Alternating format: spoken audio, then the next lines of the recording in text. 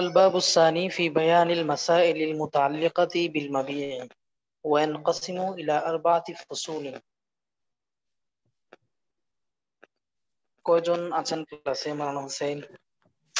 জি, আমরা 5 জন আছি। আলহামদুলিল্লাহ। দেখেন, দ্বিতীয় অধ্যায় পণ্য সংক্রান্ত কিছু মাসালা নিয়ে আলোচনা। আমরা প্রথম অধ্যায়ে পড়েছিলাম ক্রয় বিক্রয় সংক্রান্ত কিছু মাসালা। আমরা ইজাব কবুল পড়েছি, মজলিস পড়েছি এবং ইকালা পড়েছি। এগুলো সবই ছিল ক্রয় বিক্রয় সংক্রান্ত মাসালা। গায়বী শর্ত পড়েছি, এগুলো ছিল সব ইকালা সংক্রান্ত মাসালা।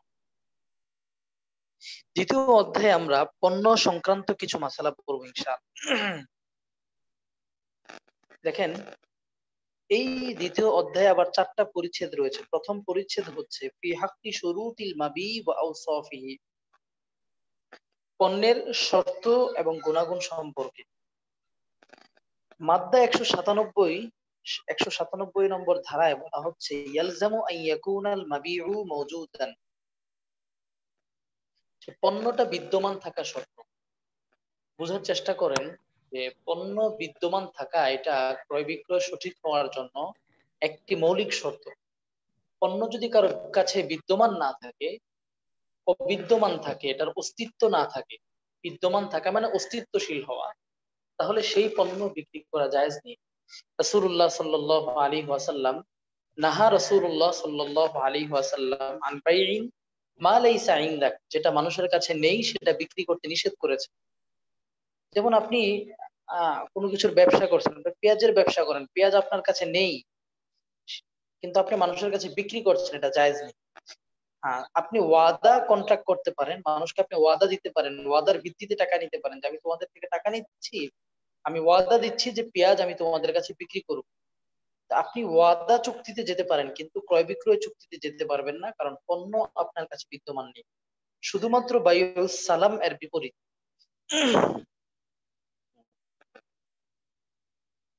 2 নম্বর ধারায় আমরা 198 নম্বর ধারায় দেখতে পাচ্ছি ইয়ালজামু আন ইয়াকুনাল মাবিউ মাকদুরাত তাসলিমি, পণ্যের ক্ষেত্রে মৌলিক আরেকটি শর্ত হচ্ছে পণ্যটা অর্পণের যোগ্য হওয়া। অতএব দেখেন, একটা ফল যদি গাছে ফল ধরে, ফলটা যদি না পাকে সেটা বিক্রি করা যাবে? মানে খাওয়ার উপযুক্ত না হয় বিক্রি করা যাবে না। আপনার একটা ফুল হয়েছে, ফুলের কলি হয়েছে কিন্তু ফুলটা বিক্রির উপযুক্ত হয় নাই, সেটাও বিক্রি করা যাবে না।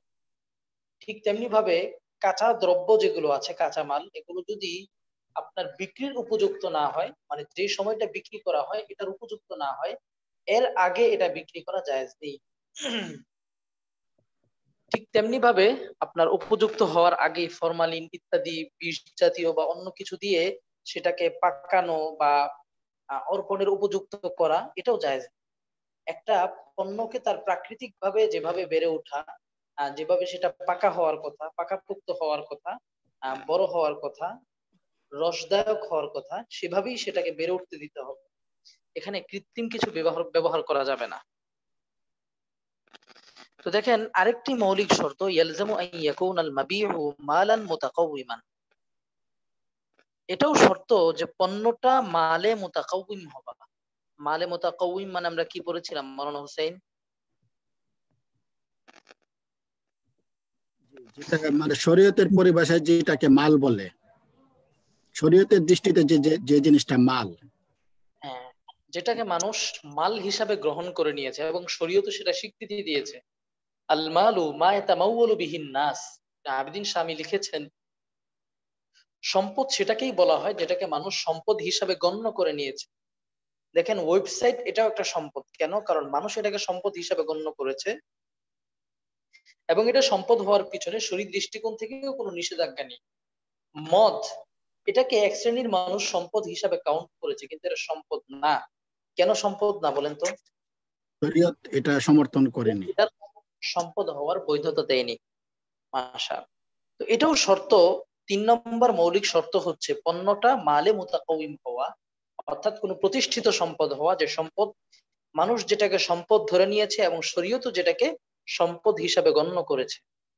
আমরা মাদ্দা 200 ধারা 200-তে দেখতে পাচ্ছি ইয়ালজামু আন ইয়াকুনাল মাবিউ মালুমান ইনদাল মুশতারি। এটাও আবশ্যক যে পণ্যটা ক্রেতার কাছে স্পষ্ট থাকা, জানা থাকা, ক্রেতার জানাশোনার ভিতরে থাকা। অর্থাৎ আপনি একটা পণ্য ক্রেতার কাছে বিক্রি করছেন, সেই পণ্য সম্পর্কে তার কোনো আইডিয়াই নেই, তাকে কিছু না জানিয়ে জাহালাতের সাথে বিক্রি করলে সেক্ষেত্রে ক্রয় বিক্রয়ের মধ্যে জাহালা থেকে যায়, অজ্ঞতা থেকে যায়, যেটা পরবর্তীতে কোনো কারণে ঝগড়ার দিকে নিয়ে যেতে পারে। এই জন্য শর্ত হলো আপনার যেই পণ্যটা সেল করা হচ্ছে ওই পণ্যটা ক্রেতার কাছে মালুম থাকা, ক্রেতার আহ এলিমের ভিতরে থাকা।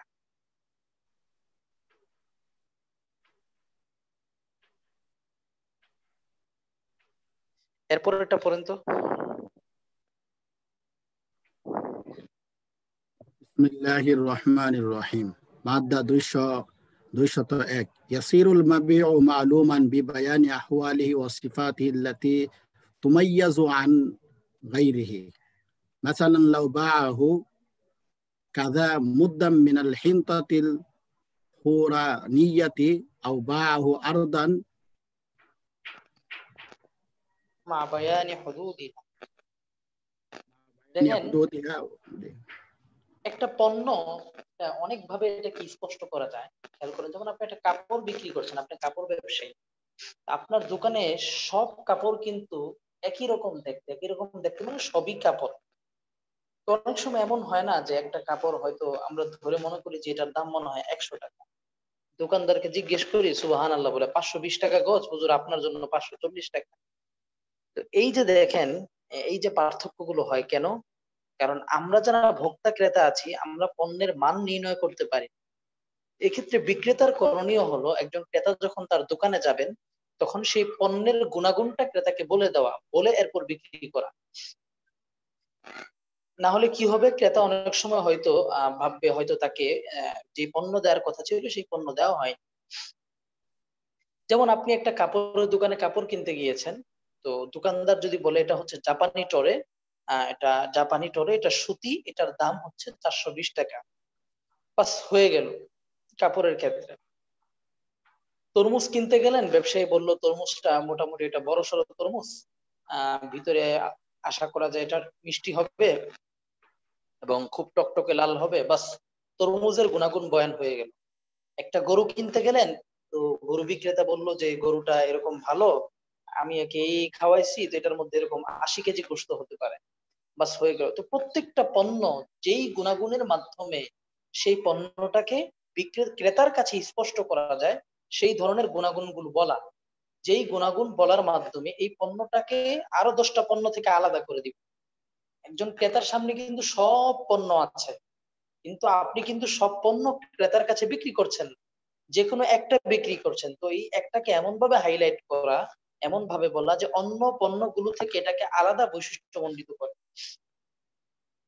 দেখবেন যখন কেউ মোবাইল কিনতে যায় মোবাইলের শোরুমে, তখন আপনি যেটা পছন্দ করেছেন মোবাইলের কাস্টমার কিন্তু সেটার গুণাগুণই বয়ান করেন, যে যে হুজুর আপনি যদি এই রেটে নিতে চান তাহলে এই মোবাইলটা হচ্ছে বেস্ট।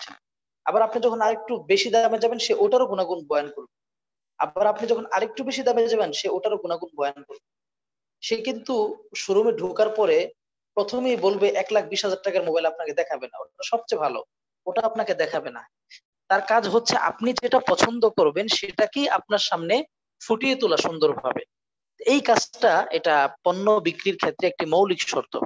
তো দেখেন এটাই বলছে যে ইয়াসিরুল মাবিউ মালুমান বিবায়ানি আহওয়ালিহি, তার বিভিন্ন প্রেক্ষাপট বলা, ওয়া সিফাতিহি এবং গুণাগুণ বলা, পণ্যের গুণাগুণ বলা, আল্লাতী তুমাইয়িজু আন গায়রিহি, যে গুণাগুণ গুলোর মাধ্যমে পণ্যটা অন্যান্য পণ্য থেকে এটা পৃথক হয়ে যায় বা এটাকে পৃথক করে দেয়। ওই যে যেটা বলেছিলাম যে বৈশিষ্ট্য এমন ভাবে বলা যেন অন্যান্য পণ্য থেকে এটা একটা পৃথক হয়ে যায়।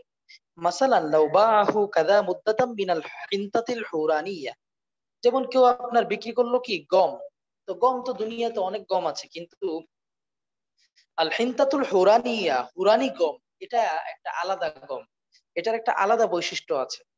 তো এই বৈশিষ্ট্য যেহেতু গম যেহেতু পৃথিবীতে অনেক আছে, একজন কাস্টমার যখন দোকানে যান তখন দোকানে অনেক আইটেমের গম থাকে। তো দোকানদার যদি তখন কাস্টমারকে আশ্বস্ত করেন যে আমি আপনাকে হুরানি গম দিচ্ছি, বাস এতটুকুই যথেষ্ট, এবং যে ক্ষেত্রে এই ধরনের অনেক ধরনের গম হওয়ার সম্ভাবনা আছে, সেক্ষেত্রে বিক্রেতার জন্য আবশ্যক হলো কাস্টমারের কাছে বিষয়টা স্পষ্ট করা। আমাদের সমাজের প্রেক্ষাপট হচ্ছে আমাদের দেশের ডাল দুই ধরনের পাওয়া যায়, বলতে পারবেন কেউ কি কি? একটা হলো বাংলাদেশি, আর একটা ইন্ডিয়ান ডাল। ইন্ডিয়ান ডাল। হ্যাঁ, তো আমরা যখন দোকানে যাই, আমরা যখন দোকানে ডাল পছন্দ করি, দোকানদার কিন্তু বলে দেন যে হুজুর এটা ইন্ডিয়ান ডাল, এটার দাম 70 টাকা, এটা দেশি ডাল, এটার দাম 120 টাকা। এই যে ইন্ডিয়ান এবং দেশি, এটা কিন্তু অনেক গুরুত্বপূর্ণ একটি শব্দ, এটা বলতেই হবে বিক্রেতাকে। এটা একটা পণ্যের গুণাগুণ বয়ান করার ক্ষেত্রে এটা বলা জরুরি। আও বাআহু আরদান মা বায়ানি হুদুদিহা, অথবা সে যদি কোনো জমি বিক্রি করে, জমির সীমা টিমা ইত্যাদি বললে যে কয় কাঠা জমি আপনার, এখানে কয় বিঘত জমি, এই ধরনের যে সীমারেখাগুলো আছে জমির, এটা যদি কেউ উল্লেখ করে বিক্রি করে, সরল মাবিউ মালুমান, তখন পণ্যটা এটা আপনার ক্রেতার কাছে স্পষ্ট হয়ে যায়, ওয়াসাহাল বাইউ, এবং বায়ু কি হয়ে যায়, সহি হয়ে যায়। এরপরটা পরে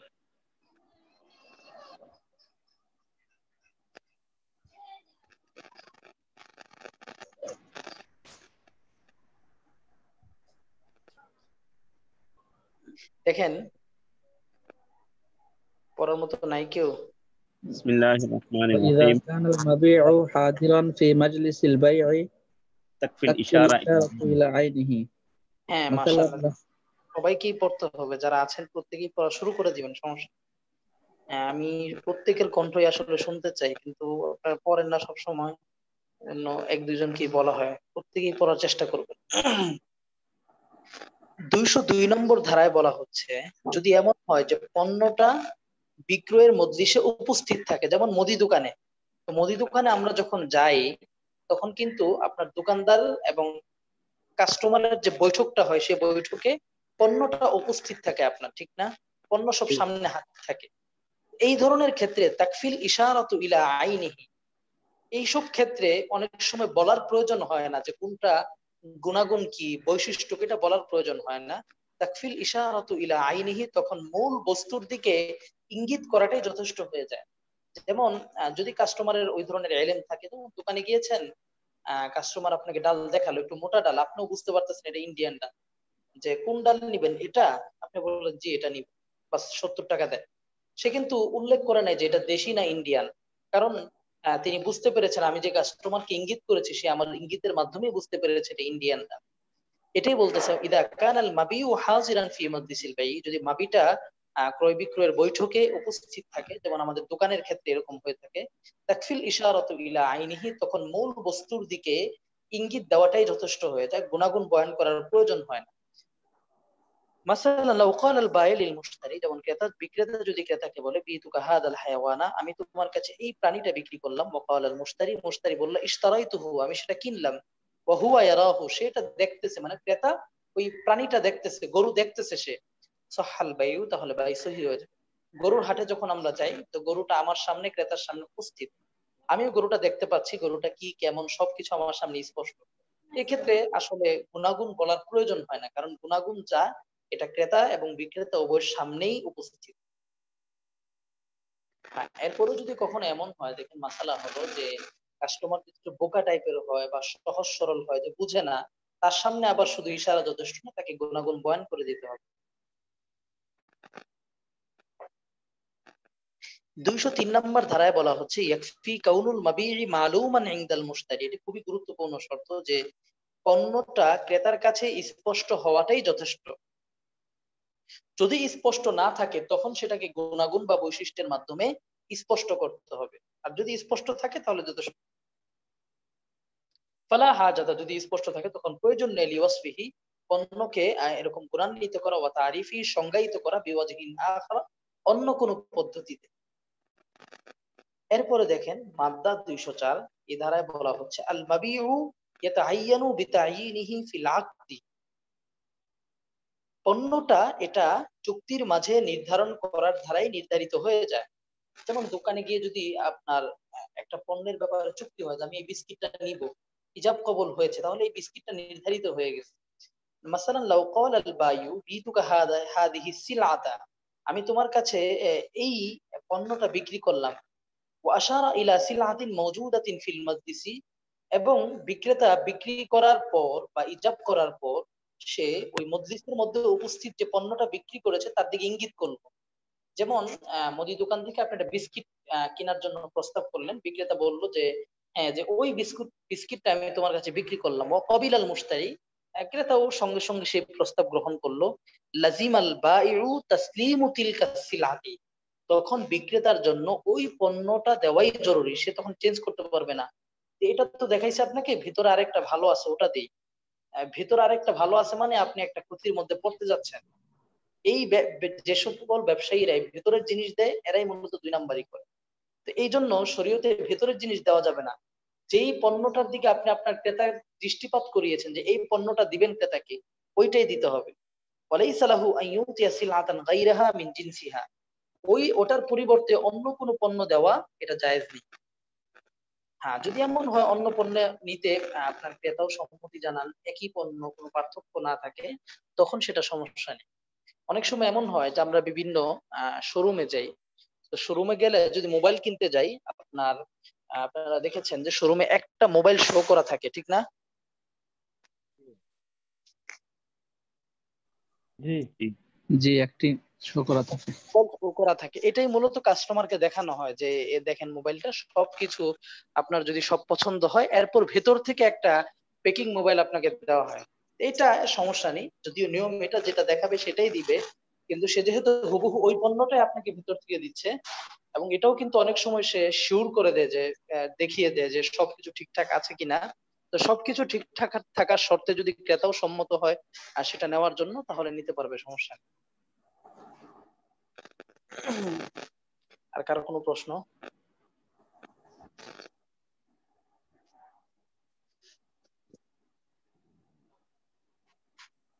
এক্ষেত্রে ক্রেতা যদি সম্মত থাকে তাহলে আর কোনো ক্ষেত্রে তো আর সমস্যা নেই। না না, এক- সম্মত থাকলে কোনো সমস্যা আমার একটা ভিন্ন প্রশ্ন আছে ওস্তাদ, বাইয়ের সরফের ক্ষেত্রে, যদি সময় হবে কিনা। মানে একজনে আহ, পারস্পরিক লেনদেন করেছে স্বর্ণ বিক্রি, এই শর্তে যে নগদ টাকা দিতে পারবে না, টাকাটা 2 বছর পরে বা 1.5 বছর পরে দিবে। তবে যখন দিবে তখন স্বর্ণের যে মূল্য বাজারে থাকবে সেই মূল্যটা ক্রেতা তাকে দিবে। এই শর্তে স্বর্ণ কিনছে, অলরেডি স্বর্ণ সে নিয়ে গেছে, নিয়ে ব্যবহার করতেছে। এমন শর্তে বিক্রি করা বা কেনা এই শর্ত জায়েজ হচ্ছে কিনা? খুবই গুরুত্বপূর্ণ প্রশ্ন করেছেন মাওলানা আবু জাফর ভাই। প্রথমেই বলি, স্বর্ণ, রূপা এবং মুদ্রা, এটা নিয়ে আমাদের একটা স্বতন্ত্র মুহাজারা প্রয়োজন। তো এই মুহাজারাটা কবে হওয়া যায় বলেন? ওস্তাদে একটা মহাজার আপনি অবশ্য পরে বাদ দিয়ে দিয়েছেন অবশ্য, যে আমাদের মাকাদির সম্পর্কে। আচ্ছা আচ্ছা, ওটা বাদ দিয়েছি আসলে, ওটার ওই আগ্রহ বলছিলেন যে কম অনেকের। কমতির কারণে বা হয়তো অনেকে ব্যস্ত থাকেন, সময় থাকেন না, এই কারণে বাদ দিয়েছি। বাকি আমি এখন চাচ্ছি যে আমাদের মুহাজারা গুলো আমাদের ফিকহুল মুআমালা কেন্দ্রিক মুহাজারা গুলোই হবে ইনশাল্লাহ। সবকিছু তো আমরা দর্শে কভার করতে পারবো না, কিছু আমরা মুহাজারার মাধ্যমে কিছু বিষয় জেনে নিব। তো সেই ধারাবাহিকতা আমি আগামী সপ্তাহে চিন্তা করেছিলাম বাইবিল ওয়াফা নিয়ে ইনশাল্লাহ মুহাজারা দিব। এটা হুজুর গুরুত্বপূর্ণ একটা বিষয়। জি, হ্যাঁ, তো শরঈ পরিমাপ নিয়ে দুইটা মুহাজারা হয়েছিল আর কি, আরেকটি হলে ভালো হতো মনে হয়, পূর্ণাঙ্গ। আচ্ছা, মুহাজারা দিতে আমার শরঈ সমস্যা নাই, শরীর পরিমাপ নিয়ে তো আমার আলহামদুলিল্লাহ আমার কি গবেষণা অনেক আছে। কিছুই ওখানে জানা হয়েছে আর কি, অনেক কিছুই। ঠিক আছে, ওটা পেন্ডিং এ থাকুক, আমি ইনশাল্লাহ ওটা দেখি আবার যখন শুরু করব তখন আগের আলোচনাগুলো একটু টেনে আবার মুহাজারাটা দিতে হবে আসলে। তো এখন যেহেতু আমরা ইসলামী অর্থনীতিতে ঢুকে পড়েছি, তো জি আমার মনে হয় যে আগামী সপ্তাহে বাইবিল ওয়াফা নিয়ে একটা মুহাজারা হতে পারে, কি বলেন? জি ইনশাল্লাহ। হ্যাঁ, বাইবিল ওয়াফা নিয়ে মুহাজারা হতে পারে, দেখি বাইবিল ওয়াফার আলোচনা কতটুকু সময় থাকলে। এরপর ইনশাল্লাহ আমরা ক্রমান্বয়ে কিমার নিয়ে মুহাজারা হবে, জুয়া নিয়ে, বর্তমান সমাজে বীমা কোম্পানি ইত্যাদি এগুলো নিয়ে হবে ইনশাল্লাহ। এরপরে ইসলামী ব্যাংকিং এর উপর ইনশাল্লাহ মহাজারা হবে। দোয়া করতে থাকেন, আল্লাহ তাআলা যেন সময় করে দেন। তো যে প্রশ্ন করেছেন মাওলানা হোসেন আবু জাফর ভাই, যে স্বর্ণ নিয়ে, স্বর্ণ রূপা মুদ্রা, এগুলো নিয়েও কিন্তু একটা স্বতন্ত্র আলোচনার বিষয়। আপনারা হয়তো দেখেছেন এই বিষয়ে একটা ফেসবুক লাইভও করেছিলাম আমি। তো মুদ্রার উপর, কারেন্সির উপর, যেটাকে আমাদের বর্তমান ভাষায় বলা হয় কারেন্সি। তো এখন দেখেন, স্বর্ণ আমাদের সংখ্যাগরিষ্ঠ আরব আলেমদের মতে স্বর্ণ এটা বাকিতে বিক্রি করাই জায়েজ নেই। কেন? যে স্বর্ণ টাকা দুইটা একই, মানে টাকা স্বর্ণ দুইটা একই, মানে স্বর্ণ যেমন টাকা তেমন। টাকা টাকা যদি কেউ লেনদেন করে সেটা কি বাকিতে করা যাবে? আমি যদি আপনার থেকে 5,000 টাকা দিয়ে একটা 50 টাকার বান্ডেল নেই মাওলানা হুসাইনের কাছ থেকে, এটা কি বাকিতে করা যাবে? জি না। করা যাবে না, এটা রিবা হবে, সুদ হবে। এটা এই রিবা নিয়েও তো আলোচনা হওয়া প্রয়োজন। তো ঠিক তেমনি ভাবে কেউ যদি স্বর্ণ প্লাস টাকা বা মুদ্রা লেনদেন করে, সেক্ষেত্রেও সেই লেনদেনটা বাকিতে করা যাবে না। এটা সংখ্যাগরিষ্ঠ আরব আলেমদের অভিমত। আমাদের হিন্দুস্তানের ওলামায়ে কেরামের অভিমত হচ্ছে, শেখুল ইসলাম মুফতি তকিউসমানি হাফিজাহুল্লাহ সহ আমাদের এখানকার সংখ্যাগরিষ্ঠ আলেমদের অভিমত অনুযায়ী টাকা স্বর্ণ বাকিতে লেনদেন করা যাবে, সমস্যা নেই। এটা রিবা হবে না। যেমন আপনি জুয়েলার্সে গিয়ে স্বর্ণ কিনেছেন টাকা দিয়ে, স্বর্ণ কিনেছেন কিন্তু টাকাটা এখন নগদ পে করেননি, কিস্তিতে পে করবেন। এই সুযোগটা হিন্দুস্তানি আলেমদের মতে আছে, আরব আলেমদের মতে নাই।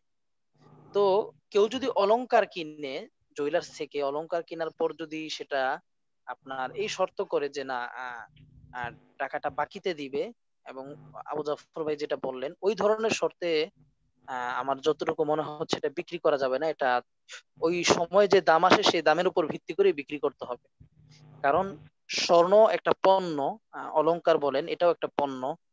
যে কোনো পণ্যের দাম এটা মজলিসেই নির্ধারিত হওয়াটা জরুরি। তো এটা মানে মজলিসে নির্ধারণ করতে হবে। আমাদের প্রয়োজন, মানে স্বর্ণটা এখন প্রয়োজন। যেমন একজন বিয়ে করতেছে, আর বিয়ের সময় স্বর্ণ প্রয়োজন, এখন দোকান থেকে কিনতে গেলে তো অনেক টাকা লাগে।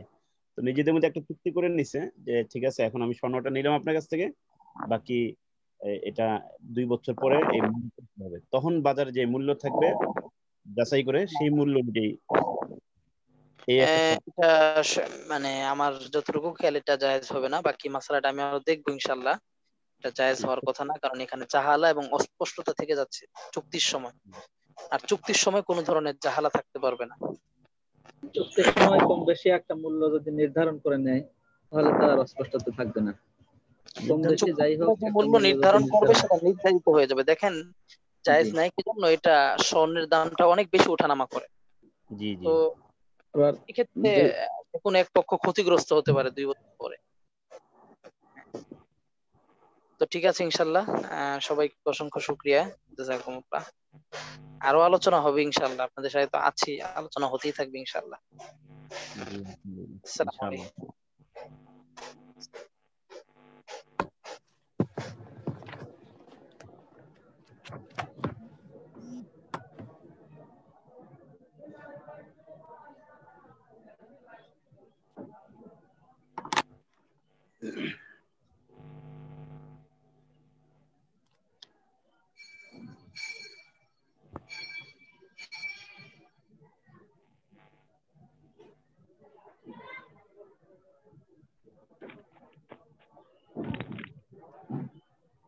আসসালামু আলাইকুম।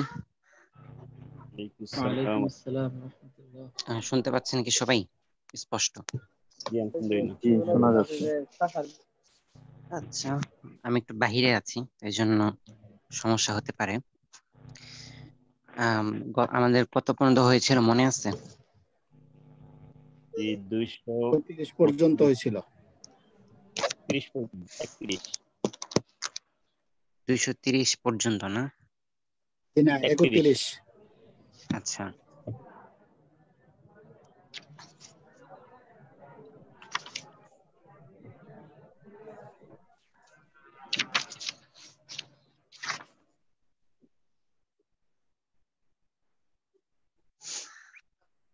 দুইশো 29 নং কায়দারা বলেন দেখি ওমর ফারুক।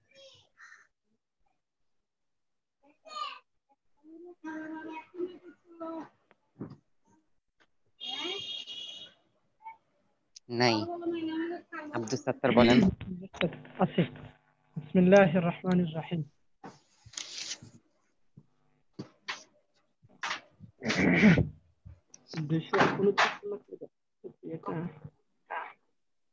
স্ক্রিনটা দিলে একটু জানি।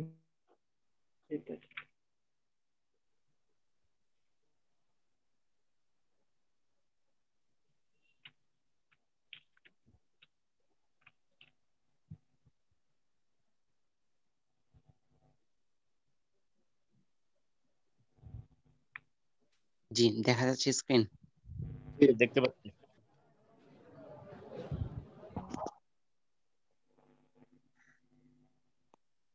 হ্যাঁ বলেন।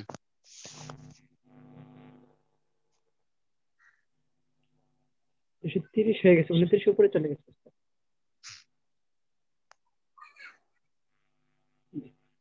বিসমিল্লাহির রহমানির রহিম। كل قرية كانت على سبيل الإباحة استوى فيه الغني والفقير। যে জায়েজের ক্ষেত্রে প্রত্যেকটা কাজ ধনী গরিবের মাঝে সেটা সমান হবে, সমানভাবে বৈধতা পাবে। যে অর্থাৎ এমন কোনো কাজ যেটা জায়েজ, এটা ধনীর জন্য যে বিধান হবে একজন এই গরিবের জন্য সে একই বিধান হবে। যেমন কাউকে হাদিয়া দেওয়া, এটা জায়েজ। সুতরাং এটা একজন ধনীকে যদি কেউ হাদিয়া দিতে চায় সেক্ষেত্রেও এই যে বিধান হবে একজন গরিব মানুষকে যদি হাদিয়া দিতে চায় সেক্ষেত্রেও একই বিধান হবে।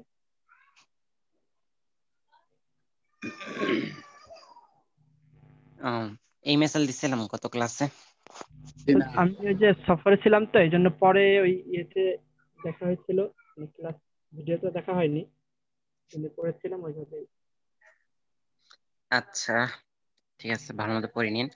আলা সাবিল ইবাহা বিমানা ফি আলা সাবিলিল্লাহ, ঠিক আছে। ফি সাবিলিল্লাহ অর্থাৎ যে সকল কার্যক্রম চ্যারিটি হিসেবে করা হয় মানুষের ফায়দার জন্য, এবং ওখানে কারো ব্যক্তি স্বার্থ থাকে না, এমন বিষয়গুলো ধনী গরিব সবাই ভোগ করতে পারে, এটা বলছিলাম।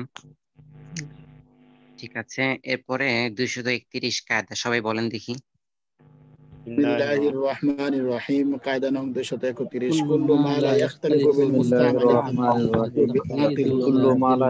প্রত্যেক ওই জিনিস যা ব্যবহার করার দ্বারা নষ্ট হয়ে যায় না, সেখানে ব্যবহার সেখানে সেই জিনিসটাকে মুকাইয়াদ করে দেওয়া, শর্তযুক্ত করে দেওয়াটা কারণে কোনো পরিবর্তন হয় না, অর্থাৎ শর্তযুক্ত করা যাবে না।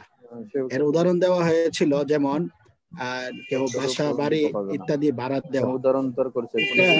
বাসা বাড়িতে কেউ থাকলে তখন এখানে থাকার দ্বারা বাসা বাড়ি নষ্ট হয়ে যায় না ব্যবহার দুইজন থাকতে পারে। সেই হিসেবে যাদের নিকট ভাড়া দেওয়া হবে তাদেরকে মালিকের পক্ষ থেকে কোনো ধরনের এই শর্ত করা যাবে না যে এখানে আপনারা এতজন থাকতে পারবেন, এর বেশি থাকতে পারবেন না, বা কোনো ধরনের মেহমান ইত্যাদি আসতে পারবে না। এই ধরনের যে শর্তগুলো আছে, এই ধরনের শর্ত করা যাবে না, কারণ এ ধরনের শর্ত করাটা এখানে বাতিল। যে সমস্ত বিষয়ের ক্ষেত্রে যে সমস্ত জিনিস ব্যবহারের দ্বারা নষ্ট হয়ে যায় সে সমস্ত জিনিসের ক্ষেত্রে শর্ত করা যাবে। যেমন আমি আমার মোবাইলটা কাউকে দিলাম ব্যবহার করার জন্য, তো আমি তাকে শর্ত করে দিতে পারবো যে মোবাইলটা আমি দিলাম 2 দিনের জন্য, শুধু তুমিই ব্যবহার করবা, অন্য কাউকে এটা দিতে পারবা না। এমন ভাবে মোটরসাইকেল বা গাড়ি যেগুলো ব্যবহারের দ্বারা আসলে দিন দিন এটি ক্ষয় হয় বা নষ্ট হয়, সে সমস্ত জিনিসের ক্ষেত্রে শর্তারোপ করা যাবে। সে সমস্ত জিনিসের ক্ষেত্রে শর্ত করার ক্ষেত্রে কোনো ধরনের বাধা নেই। আচ্ছা মাশাআল্লাহ। তো আজকে হচ্ছে আমাদের 232 থেকে 232 পড়েন দেখি। জাফর, আবু জাফর। বিসমিল্লাহির রহমানির রহিম। كل ما يجوز فعله بغير إقراع الأولى للإمام أن يقرع تطييبا للقلوب ونفيا للتهمة। আচ্ছা 232 নং কায়দা। কুল্লু মা ইয়াজুজু ফি'লুহু বিগাইরি ইকরাইন আল আউলা লিল ইমামি আন ইয়াকরা তাতয়িবান লিল কুলুব ওয়া নাফিয়ান লিত তুহমা। তো কুল্লু মা ইয়াজুজু ফি'লুহু বিগাইরি ইকরা, প্রত্যেক এমন জিনিস, কুল্লু মা প্রত্যেক এমন জিনিস, ইয়াজুজু ফি'লুহু যেটাকে করা বৈধ, বিগাইরি ইকরাইন তো লটারি করা ছাড়া, প্রত্যেক এমন বস্তু যেটাকে লটারি করা ছাড়া হ্যাঁ, যেটাকে করা লটারি ছাড়াই বৈধ। তো প্রত্যেক এমন বস্তু যেটাকে লটারি ছাড়াই করা বৈধ বা লটারি ছাড়াই করা যায়, কোনো সমস্যা নেই। আল আউলা লিল ইমাম, ইমাম দ্বারা এখানে উদ্দেশ্য মূলত খলিফা অথবা নেতা। এখানে আমরা যদি ইমাম বলা হয়েছে, তবে আমরা এখানে সাধারণ যে কারো ব্যাপারে এই হুকুমটা জারি করতে পারি। তো এখানে ইমাম হিসেবে আমরা তর্জমা হিসেবে তোলা যায় যে আহ খলিফার জন্য অথবা বাদশাহের জন্য, এরকম বলা যায়। আল আউলা লিল ইমামি, তো বাদশাহের জন্য উত্তম হচ্ছে আইন ইয়াকরা, সেটাকে লটারি করা, তাতয়িবান লিল কুলুব, অন্তরের প্রশান্তির জন্য। তাতয়িব মানে কি? প্রশান্তি বা শান্তি। তাতয়িবান লিল কুলুব, অন্তরের প্রশান্তির জন্য, অন্তরের সান্ত্বনার জন্য। ওয়া নাফিয়ান লিত তুহমা, এবং অপবাদকে বিনষ্ট করে দেওয়ার জন্য, অপবাদকে নফি করার জন্য। তো কুল্লু মা ইয়াজুজু ফি'লুহু বিগাইরি ইকাইন আল আউলা লিল ইমাম আন ইয়াকরা তাতয়িবান লিল কুলুব ওয়া নাফিয়ান লিত তুহমা, প্রত্যেক এমন জিনিস যাকে লটারি ছাড়াই করা বৈধ, তো এমন জিনিসের ক্ষেত্রে লটারি করাটাই হচ্ছে উত্তম ইমাম সাহেবের জন্য। কেন? কারণ যাতে করে অন্তর শান্ত হয়ে যায় এবং তুহমাত থেকে বেঁচে যায়। আচ্ছা, এই কায়দাটা কি বললো? তো এই কায়দাটা মূলত লটারি এই জিনিসটাকে বৈধ করার জন্যই, মানে বৈধ করার একটি দলিল বলা যায়।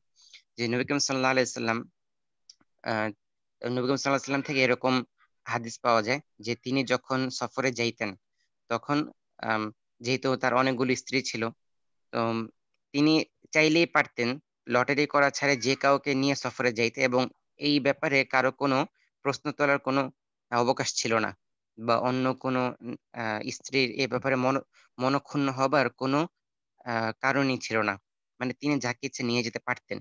তো এই কাজটা তো তিনি যদিও লটারি ছাড়াই করতে পারতেন, কিন্তু নবী করিম সাল্লাল্লাহু আলাইহি সাল্লাম কি করেছেন? সবসময় লটারি করেছেন। যতবারই সফরে গেছেন লটারি করেছেন, এবং লটারিতে যার নাম এসেছে তাকে নিয়ে, ওই স্ত্রীকে নিয়ে তিনি সফরে যাইতেন। তাহলে এই যে নবী করিম সাল্লাল্লাহু আলাইহি ওয়াসাল্লাম কাজটা করতেন, এটা কেন করতেন? তাতয়িবান লিল কুলুব, অর্থাৎ অন্যান্য স্ত্রী যারা আছেন তারা তো এমনিতেও কিছু বলবেন না, কিন্তু লটারি করা হলে তখন জিনিসটা তারা নিজের উপরে নিয়ে নেন, অর্থাৎ তারা নিজের ভাগ্যের উপরে নিয়ে নেন। তখন নবী করিম সাল্লাল্লাহু আলাইহি ওয়াসাল্লামের উপর আর কোনো রাগ থাকে না। তারা মনে করেন যে হ্যাঁ, আমাদের ভাগ্যে ছিল না তাই যেতে পারলাম না। আর আরেকটা হচ্ছে তুহমাত, অর্থাৎ নবী করিম সাল্লাল্লাহু আলাইহি ওয়াসাল্লাম কোন স্ত্রীকে বেশি ভালোবাসেন, ওনাকে বেশি ভালোবাসেন, আমাকে ভালোবাসেন না, এরকম একটা তুহমত চলে আসতে পারে। তো এই জন্য এই তুহমাতটাকে দূর করার জন্য, এবং যারা যেতে পারছে না তাদের অন্তরের প্রশান্তির জন্য নবী করিম সাল্লাল্লাহু আলাইহি ওয়াসাল্লাম এই কাজটা করতেন।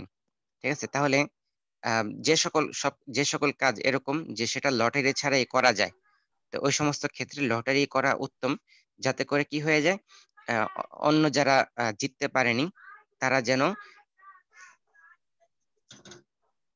যেতে পারেনি তারা যেন সান্ত্বনামূলক একটি মানে কি সান্ত্বনা পেয়ে যায়, অন্তরে সান্ত্বনা পেয়ে যায়, এবং যেন তুহমত দূর হয়ে যায়। ঠিক আছে? তো এটা নবী করিম সাল্লাল্লাহু আলাইহি ওয়াসাল্লামের আমল ছিল, আমরাও আমাদের কাজে এগুলো করতে পারি। ঠিক আছে? যেমন মনে করেন আপনি কোনো হেফজোখানায় আছেন, আপনি ছাত্রদেরকে বললেন যে যারা একদম, মনে করেন সবাই হাফেজ, তো আপনি বললেন যে যারা হাফেজ সবাই যদি আমাকে পরিপূর্ণ কোরআন শরীফ শোনাতে পারে তাহলে আমি এখান থেকে 3 জনকে পুরস্কৃত করব। এখন দেখা গেল 10 জন হাফেজ 10 জন পরিপূর্ণ কোরআন শরীফ শুনিয়ে দিল। এখন আপনাকে তো পুরস্কার করতে হবে, দিতে হবে, কিন্তু আপনি কিন্তু শর্ত করেন নাই যে আমি এদেরকে দিব। আপনি বলছেন যে আপনি 3 জনকে দিবেন। আপনি চাইলে নিজের মন মতো যে কোনো 3 জনকে দিতে পারেন, কিন্তু আপনি যখন যে কোনো 3 জনকে দিয়ে দিবেন অন্যরা মন খারাপ করবে, এবং একটা তুহমত চলে আসতে পারে যে আপনি তাদেরকে একটু অন্য নজরে দেখেন, গুরুত্ব দেন, অন্যদেরকে গুরুত্ব দেন না। তো এই খারাপ নজর থেকে বাঁচার জন্য এবং তুহমত থেকে বাঁচার জন্য আপনি লটারি করতে পারেন। ঠিক আছে? তো এই এই ধরনের যত কিছু আছে, এই লটারি গুলো কি আছে? বৈধ আছে। যেখানে লটারি করা ছাড়াই কাজ করা যায় সেখানে মনতুষ্টির জন্য লটারি করা বৈধ। তবে এটা আবার বর্তমান যে লটারি মটারি একটা যে প্রচলন আছে, এটা কিন্তু আবার এটার মধ্যে পড়ে না। ঠিক আছে? ওইটা এক প্রকার জুয়ার মতো, মানুষ টাকা দিয়ে টিকিট কিনে পরে, এবং ওই সমস্ত ক্ষেত্রে প্রচুর তুহমতেরও একটা ব্যাপার স্যাপার থাকে, এবং বলা হয় যে লটারি যারা কাছের লোক তাদেরকে জিতিয়ে বা নিজের লোকদেরকে জিতিয়ে এই সেই জিনিস দেওয়া হচ্ছে। তো ওই জিনিসগুলা যেগুলা 10 টাকায় টিকিট কিনে এরপরে লটারি করে 10 জনকে বিজয়ী করে টিভি ফ্রিজ এগুলো দেয়, এগুলো কিন্তু আবার বৈধ হবে না। ঠিক আছে? কারণ ওগুলোর মধ্যে জুয়ার আশঙ্কা আছে, এবং ওগুলোর মধ্যে তুহমতও থাকে, মানে ওগুলো সবকিছু অ্যারেঞ্জ করা থাকে, এবং আম, মানুষের মানে মনতুষ্ট হয় না, এবং ওখানে মানুষের পাওয়া যায় না। এই জন্য ওই লটারিটা বৈধ হবে না। লটারি শুধুমাত্র এই সমস্ত মাসাইলের ক্ষেত্রে বৈধ হবে যেখানে লটারি করা ছাড়াই কাজটা হাসিল হয়ে যেত। ঠিক আছে, আচ্ছা, এগুলো 232 নং আচ্ছা 31 নং কায়দা। 232 নং কায়দা বলেন দেখি হোসেন আহমদ। বিসমিল্লাহির রহমানির রহিম। কায়দা নং 233। কুল্লু মা ইউতালাবু বিহিল ইনসানু বিল হাবসি ওয়াল মুলাযামাতি ইয়াকুনু আল আমরু বিআদাইহি সাবাবান লিররুজুই বিলা ইশতিরাতি জিমানিন ওয়া কুল্লু মা লা ইয়াকুনু কাযালিক লা ইয়াকুনু আল আমরু বিআদাইহি সাবাবান লিররুজুই ইল্লা বিইশতিরাতি জিমান। আচ্ছা, মোটামুটি বড় একটা কায়দা। 233 কুল্লু মা ইউতালাবু বিহিল ইনসান বিল হাবসি ওয়াল মুলাযামা ইয়াকুনু আল আমরু বিআদাইহি সাবাবান লিররুজুই বিলা ইশতিরাতি জিমান ওয়া কুল্লু মা লা ইয়াকুনু কাযালিক লা ইয়াকুনু আল আমরু বিআদাইহি সাবাবান লিররুজুই ইল্লা বিইশতিরাতি জিমান। আচ্ছা, তো এখানে কি বললো? কুল্লু মা ইউতালাবু বিহিল ইনসান, কুল্লু মা প্রত্যেক এমন জিনিস, ইউতালাবু বিহিল ইনসান যেটা মানুষের কাছ থেকে তলব করা হয়। ঠিক আছে, ইউতালাবু বিহিল ইনসান যেটা মানুষের কাছ থেকে তলব করা হয় কিভাবে? বিল হাবসি ওয়াল মুলাযামা। বিল হাবসি, হাবসুন মানে কি? বন্দি করে ফেলা। বিল হাবসি তাকে বন্দি করে ফেলার মাধ্যমে, ওয়াল মুলাযামাতি অথবা তাকে আটকানোর মাধ্যমে, অর্থাৎ তাকে মামলা দিয়ে দেওয়া। ঠিক আছে, হাবস মানে হচ্ছে বন্দি করে ফেলা, আর মুলাজামা হচ্ছে এটা হচ্ছে তাতাবু। ঠিক আছে, অর্থাৎ একটা শরীয়তে একটা ইসতিলাহ আছে যে মুলাজামাতুল খসম, অর্থাৎ খসমকে কোন একটা জিনিসের মাধ্যমে আটকে ফেলা এবং তাকে আহ, তার তার কাছ থেকে হক আদায় করতে বাধ্য করা। ঠিক আছে, এটা হলো মুলাজামাতের অর্থ, যে খসমকে কোন একটা জিনিসে আটকে ফেলা এবং এর মাধ্যমে তাকে তার কাছ থেকে হক আদায় করতে সক্ষম হওয়া। তো এটা আমরা বর্তমানে এটার উদাহরণ দেখতে পারি মামলা। অর্থাৎ আপনি যদি কারো কাছ থেকে কিছু অর্জন করতে চান বা আপনার হক তার কাছ থেকে আদায় করতে চান, তাহলে আপনি নর্মালি আপনি তাকে হয়তো আটকাইতে পারবেন না। সে অনেক বড়, হয়তো অনেক গ্যাং আছে তার বা অনেক শক্তিশালী, কিন্তু আপনি তার নামে একটা মামলা ঠুকে দিতে পারেন। ঠিক আছে, একটি মামলা ঠুকে দেওয়ার মাধ্যমে বিষয়টি আইনি প্রক্রিয়া চলে যাবে, তখন আপনি তার কাছ থেকে আপনার হকটা আদায় করতে পারবেন। তো হাবস মানে হচ্ছে বন্দি করে ফেলা, আর মুলাজামা হচ্ছে কি? আমরা এক কথা বলতে পারি মামলা দিয়ে দেওয়া। তো কুল্লু মা ইউতালাবু বিল ইনসান, প্রত্যেক এমন জিনিস যেটা মানুষের কাছ থেকে তলব করা হয়, বিল হাবসি ওয়াল মুলাজামা বন্দি করে ফেলার মাধ্যমে অথবা মামলা দিয়ে দেওয়ার মাধ্যমে, ইয়াকুনুল আমরু বিআদাইহি, ইয়াকুনুল আমরু আদেশ করে দেওয়া, বিআদাইহি মানে বিআদাইল কুল্লি, ওই জিনিসটাকে, ওই সমস্ত জিনিসকে আদায় করে দেওয়ার আদেশ করা। ঠিক আছে, ওই সমস্ত জিনিস আদায় করে দেওয়ার আদেশ করে দেওয়াটা সাবাবান লিররুজু। এখানে রুজু দ্বারা উদ্দেশ্য টাকা ফেরত নেওয়া। ঠিক আছে, রুজুউল সামান, বা যে টাকাটা, যে সামানটা সে বিনিময় দিয়েছে সেটাকে ফেরত নেওয়া। বিয়াদাইহি সাবাবান লিররুজু, টাকা ফেরত নেওয়ার ব্যাপারে সাবাব হবে। ঠিক আছে, সাবাবান লিররুজু, তাহলে ওই আমরটাই, ওই আদেশটাই সাবাব হবে তার টাকাকে ফেরত নেওয়ার ব্যাপারে। বিলা ইশতিরাতি জিমানিন, কোন রকম জিমানের শর্ত ছাড়াই। ঠিক আছে, জামানতের শর্ত, কোন রকম জামানতের শর্ত ছাড়াই বা কোন রকম দায়িত্বশীলের শর্ত ছাড়াই। ওয়াকুল্লু মা লা ইয়াকুনু কাযালিক, এবং প্রত্যেক এমন জিনিস যা এরকম হবে না। এরকম হবে না মানে, অর্থাৎ ওই জিনিসটাকে মানুষের কাছ থেকে বন্দির মাধ্যমে অথবা মামলা দেওয়ার মাধ্যমে তলব করা হয় না। যদি এমন হয় যে বন্দি করা হয় না বা মামলা দেওয়া হয় না, যদি এমন হয় তাহলে শুধু এমনি চাওয়া হয়েছে কিন্তু বন্দি করা হয়নি, তাহলে লা ইয়াকুনুল আমরু বিআদাইহি সাবাবান লিররুজু, লা ইয়াকুনুল আমরু বিআদাইহি সাবাবান, তাহলে ওই জিনিসটাকে আদায় করে দেওয়ার আদেশটা এটা সাবাব হবে না। লিররুজুই, ওই টাকাটা ফেরত নেওয়ার ব্যাপারে সাবাব হবে না। ইল্লা বিশতিরাতি জিমান, তবে যদি শর্ত করা হয় তাহলে সাবাব হবে। ইল্লা বিশতিরাতি জিমান, তবে যদি আহ জিমানের শর্ত করা হয়, দায়িত্বের শর্ত করা হয়, তাহলে আবার কি হবে? সাবাব হয়ে যাবে।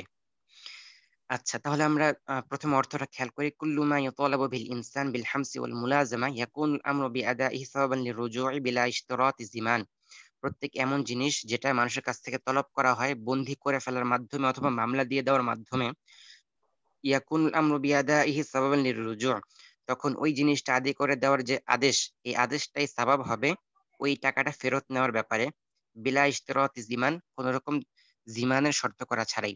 ওয়া কুল্লু মা লা ইয়াকুনু কাযালিক, প্রত্যেক জিনিস যা এমন হবে না, লা ইয়াকুনুল আমরু বিআদাইহি সাবাবান লিররুজু', তখন ওই জিনিসের ব্যাপারে আদেশ করে দেওয়াটা সাবাব হবে না ওই টাকাটা ফেরত নেওয়ার ব্যাপারে। ইল্লা বিশতিরাতি জিমান, তবে যদি জিমানের শর্ত করা হয়, তাহলে আবার আদায় করাটা কি হবে? সাবাব হবে। ওই আদেশ করাটা টাকা আদায় করা সাবাব হবে। এইগুলো অর্থ। এখন আমরা যদি উদ্দেশ্যের দিকে তাকাই, তো এখানে বলল যে প্রত্যেক এমন জিনিস যেটা মানুষের কাছ থেকে বন্দির মাধ্যমে চাওয়া হয় অথবা মামলা করা চাওয়া হয়। অর্থাৎ মেসাল কি, যেমন আপনি কারো কাছ থেকে 100 টাকা নিলেন, ঠিক আছে? 100 টাকা নিছেন, তাহলে তাহলে আপনি হচ্ছেন ঋণগ্রস্ত। আপনি 100 টাকা নিছেন।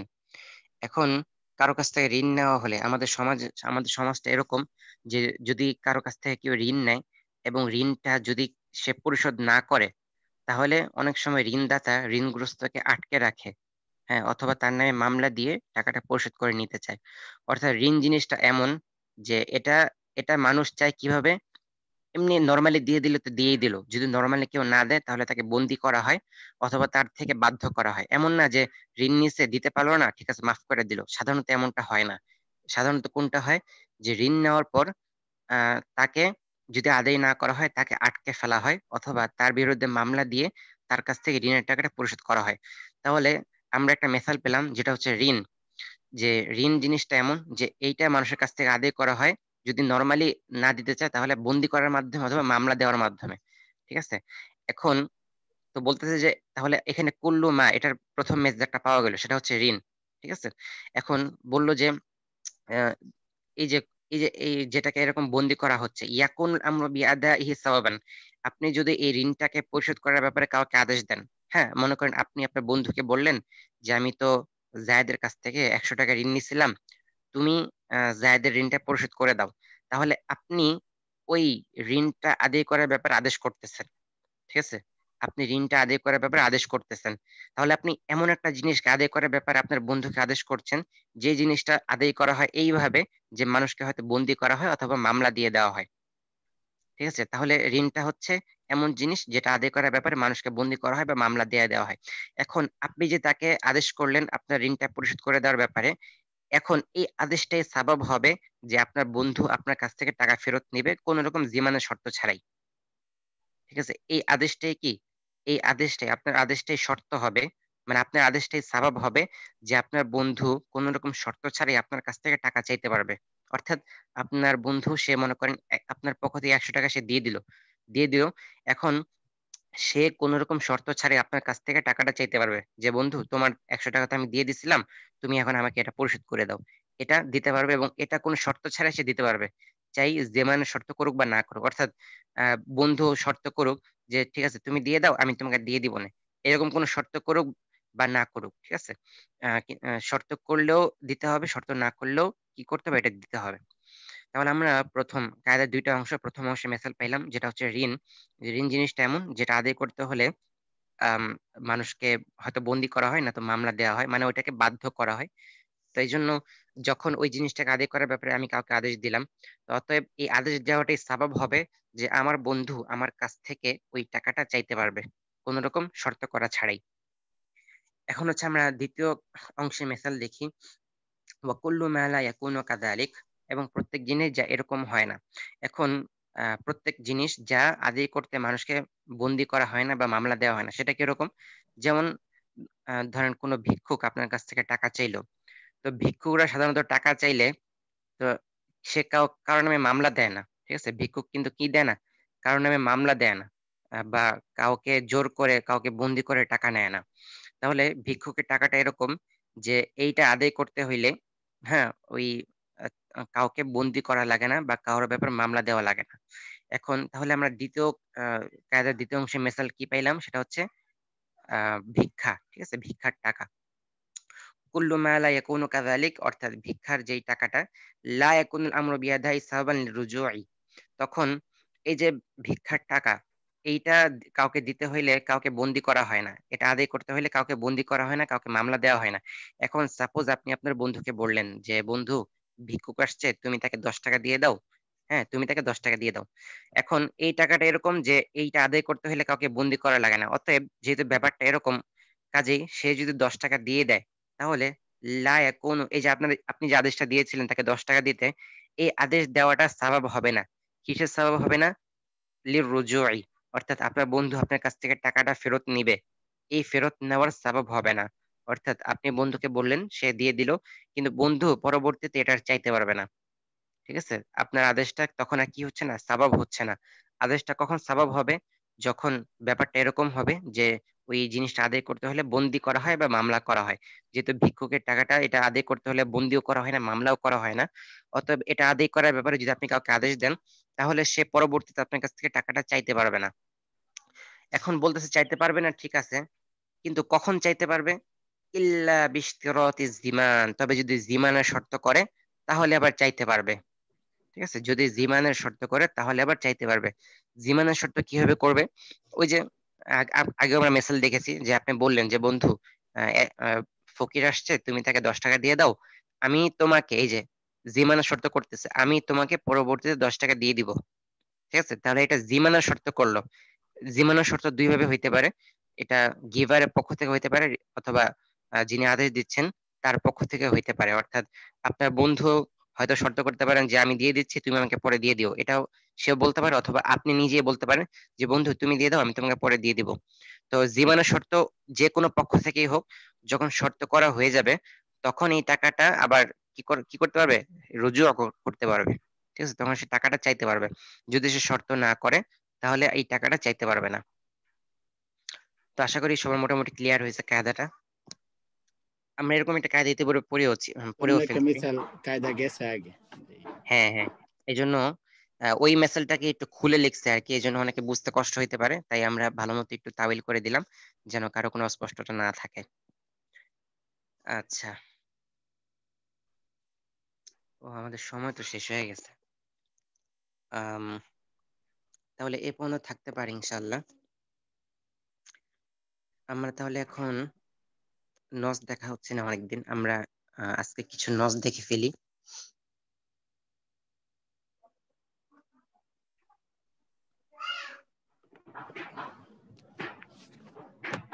আচ্ছা, আজকে আমরা কোন বিষয়ে নস দেখবো? আজকে আমরা দেখবো খুবই কন্ট্রোভার্সাল একটা বিষয়, সেটা হচ্ছে পর্দা, মেয়েদের পর্দা। ঠিক আছে, মেয়েদের পর্দার ব্যাপারে খুবই ঝামেলা হয়, বিশেষ করে আহলে হাদিস ভাইদের সাথে আমাদের খুবই ঝামেলা হয়। তারা বলে যে মেয়েদের মুখমণ্ডলে পর্দা নাই, আমরা বলি মেয়েদের সারা দেহের পর্দা আছে। তো এই যে পর্দার ব্যাপারে কি কি হাদিস এবং আয়াত আছে, আসলে অনেকগুলো হাদিস আছে, আমরা আজকে শেষ করতে পারবো না, তারপরে আমরা কিছু দেখে নিই পর্দার ব্যাপারে। সূরা নূরের 24 থেকে 30, ঠিক আছে, সূরা নূরের 24 থেকে 30।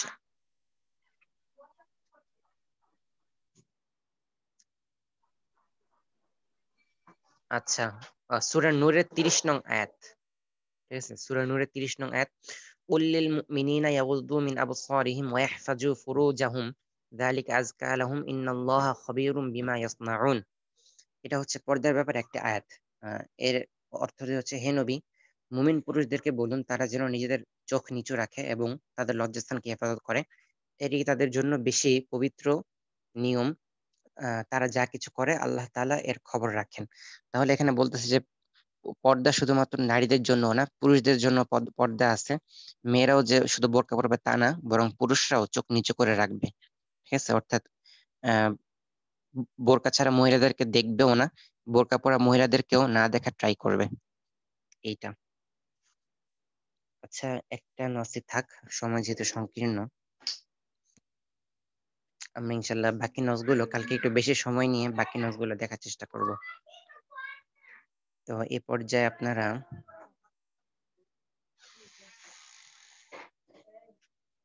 হাজিরা দিয়ে দেন দেখি।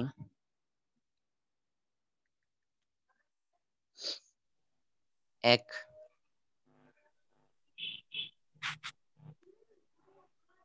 লাব্বাইক।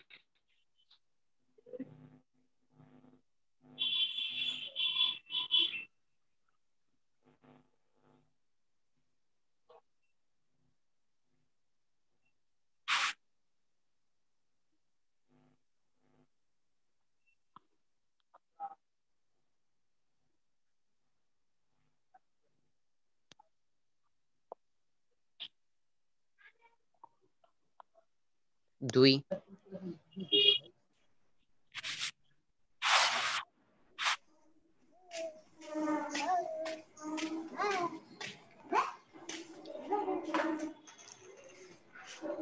2 নাই হোসেন আচ্ছা তো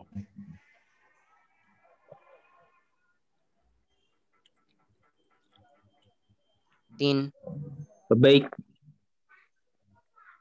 4 لبيك 5 নাই 6 لبيك ইব্রাহিম খলিল আছে আব্দুল সাত্তার আছে জি আছি আচ্ছা আব্দুল সাত্তার আচ্ছা ইব্রাহিম খলিল নাই 6 لبيك 7 নাই 8 9 আলী আকবর 10 আখলাক 11 لبيك لبيك আছি 10 আছি আচ্ছা আখলাক আছেন জি জি আছি আলী আকবর নাই 11 لبيك 12 লাব্বাইক 13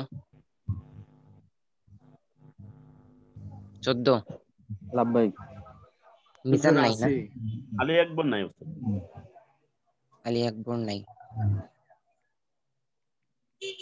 আচ্ছা ঠিক আছে সবাই ভালো মতো ইয়াদ করুন ইনশাআল্লাহ আসসালামু আলাইকুম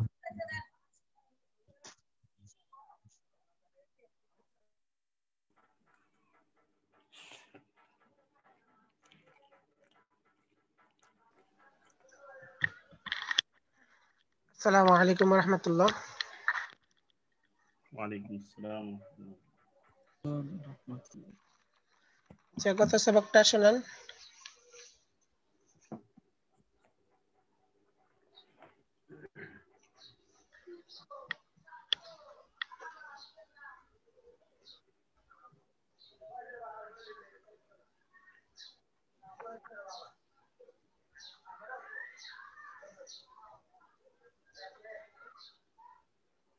বলেন, সবাই একসাথে বলেন।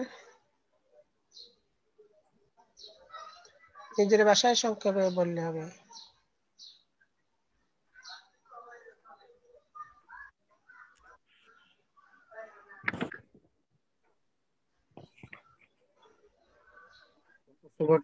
আরেকটু অজাহাত করলে মনে হয় আমাদের জন্য সুবিধা হইতো। অজাহাত মানে এখানে চলতেছে কিসে বয়ান? আল ইয়াকিনু লা ইয়াজুলু বিশাক্কি। ইয়াকিন শক দ্বারা জায়েল হবে না। ইয়াকিন শক দ্বারা জায়েল হবে না। এখন ইয়াকিন শক দ্বারা জায়েল হবে না, এই ভিত্তির উপরে এখন একটা মাসালা নিয়ে এখানে কথা, সেটা হচ্ছে একটা কাপড় নাপাক হয়েছে একটা জায়গা, কিন্তু কোন জায়গায় নাপাক হয়েছে সেটা জানা নাই। এখন এটার হুকুম কি? তো হুকুমটা হলো এই সম্পর্কে মানে দুইটা কওল। প্রথম কওল হলো একটা কোনা ধুইবে, তাহলে পুরা কাপড় নামাজ পড়তে পারবে। আর দ্বিতীয় কওল হলো যে পুরা কাপড় ধুয়ে ফেলতে হবে। এই দুইটা কওল। এখন এই জন্য মুসলমানদের বলছেন যে এই ব্যাপারে নির্ণয়টা মুশকিল, অর্থাৎ দোনো কওলের পক্ষে এখানে দেখা যাচ্ছে দলিল। যেমন প্রথম পক্ষ হিসেবে যদি ধরি আমরা, যে কাপড়ের কোনা ধুইলে পুরা কাপড় পাক, এটা তো এই দলিল দ্বারা সাবেত হয় আল ইয়াকিনু লা ইয়াজুলু বিশাক্কি। কারণ যখন কোন একটা অংশ অপবিত্র ছিল, যে কোন একটা জায়গা অপবিত্র ছিল, কিন্তু কোন জায়গাটা নির্দিষ্ট না, তখন এই কাপড়টা পবিত্রটা ইয়াকিনি, মানে অপবিত্র হওয়াটা ইয়াকিনি, কিন্তু জায়গাটা মানে ঠিক নেই, তো এই কাপড়টা তো নাপাক, হুকুম অনুযায়ী কাপড় নাপাক। কিন্তু যখন একটা কাপড়ের কোনা ধোয়া হবে, তখন এই ধোয়ার দ্বারা এখানে দুই সুরত হয়। হয়তো এমন যে যেই জায়গায় নাপাক লাগছিল সেটাই ধুইছে, তাহলে তো পুরা কাপড় পাক। অথবা যেই জায়গাটা ধুইছে আসলে নাপাক সেই জায়গায় লাগায় নাই, নাপাক লাগছে আরেক জায়গায়, তাহলে তো কাপড়টা নাপাকই রয়েছে। কিন্তু এটা নিশ্চিত না, এই জন্য এটা সন্দেহ হয়ে গেছে যে আসলে যে জায়গাটা ধুইছে এইটাই নাপাকি জায়গাটা নাকি আসলে নাপাকি জায়গাটা ধোয়াটা বাকি রয়ে গেছে, এর মধ্যে সন্দেহ। যদি এখন এই সন্দেহের কারণে এই কাপড়ের এখন বাকি অংশের যেটা ধুইছে ওটা তো পাক হইলো, কিন্তু বাকি অংশের পবিত্রতার মধ্যে সন্দেহ হয়ে গেছে। বাকি অংশ আগে তো নাপাক ছিল ইয়াকিনান, আর এখন এই ইয়াকিনান নাপাক হচ্ছে না, এখন হচ্ছে কি সন্দেহ, শক। আচ্ছা, সন্দেহ কি যে অর্থাৎ বাকি অংশটা পাক না নাপাক এটা কোনো ধরা যাচ্ছে না। এই সন্দেহের কারণে হুকুম হলো কি যে কোনো ব্যাপার যদি সন্দেহ হয়, আর প্রত্যেক জিনিসের আসল হলো পাক হওয়া, এই যে কাপড়ের জন্য আসল হলো পাক হওয়া, তো সন্দেহের দ্বারা সেটাকে নাপাক ধরা হবে না, কাজে নামাজ পড়া যাবে। এটা হলো মানে এক কৌল। আর দ্বিতীয় আরেকটা কৌল হয় যে না, পুরা কাপড় দিতে হবে। আচ্ছা, পুরা কাপড় দিতে হবে কেন? এখানেও দুটো পুরা কাপড় দিতে হবে এই জন্য যে এখানে আমরা নাপাকিটা তো একই ছিল এই জায়গাতে, তো নাপাকি একই, এই না একই নাপাককে জায়েল করতে হলে আর একই ভাবে মানে একই ভাবে তাকে মানে এই একই দলিল লাগবে। তাহলে একই ভাবে কাপড়টা নাপাক ছিল, আপনি যখন কোনা ধুলেন তাহলে একই ভাবে তো এটা নাপাক জায়েল হইলো না, সন্দেহ সৃষ্টি হইলো, শক। তো সন্দেহ সৃষ্টির দ্বারা কাপড়ের যে নাপাকি হুকুমটা ছিল ওটা তো জায়েল হবে না, যেহেতু আল ইয়াকিনু লা ইয়াজুলু বিশক, ওই কারণে এর জন্য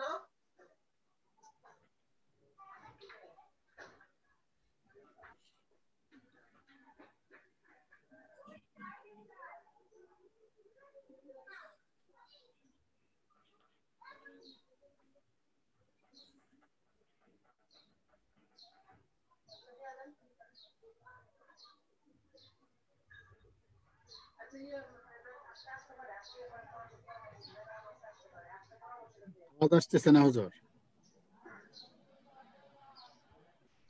আচ্ছা, তাহলে বলতেছিলাম ওই কথাটাই যে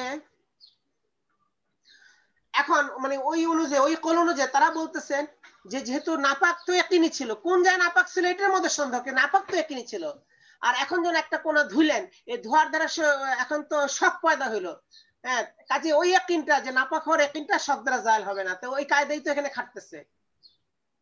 হ্যাঁ, কাজে নাইলে তো ওই কায়দার কোনো মানা থাকে না, এই জন্য কাজে এই ক্ষেত্রে যেহেতু ওই কায়দা এখানে খাটতেছে এই জন্য আমরা পুরা কাপড়কে পাক ধরতে পারি না, এই জন্য পুরা কাপড় দিতে হবে। পুরা কাপড় যখন ধোয়া হয়ে গেল তাহলে ইয়াকিন পাওয়া গেল, ইয়াকিন পাওয়া যাওয়ার দ্বারা শক জায়েল হয়ে যাবে। হ্যাঁ, পুরা তখন মানে ওই ইয়াকিন দ্বারা আগের ইয়াকিন মানে নাপাকের ইয়াকিনটা জায়েল হবে পরে পুরা কাপড় ধোয়ার ইয়াকিনের পবিত্রতার দ্বারা। এই কোলের মধ্যে বেশি এহতিয়াত। এই জন্য বলতেছেন যে যেহেতু এই ব্যাপারে দুই রকম মানে নজিরের কারণে বিষয়টা মুশকিল মানে অর্থাৎ দুর্বোধ্য, এই জন্য এখানে এহতিয়াতের উপরে আমল হবে, অর্থাৎ পুরা কাপড়টা ধুয়ে নেওয়াই ভালো এই ক্ষেত্রে আর কি। ফাতুল কাদিরের কালামের রায় দিয়ে এই মাযহাবগুলো এখানে মানে দুনো পক্ষের মাযহাবটি এখানে উল্লেখ করেছেন, দুনো কওলটা এখানে উল্লেখ করেছেন এবং দুনো কওলের দলিল এখানে উল্লেখ করেছেন। এটা স্পষ্ট হয়েছে, আলহামদুলিল্লাহ। এখন আচ্ছা, ওয়ানাযীরুহু কাওলুহুম, আচ্ছা এখন আজকে পড়া হচ্ছে কাওলুহুম আল আসলু বাকাউ মা কানা আলা মা কান। আচ্ছা, এখানে ওয়ামিনহা,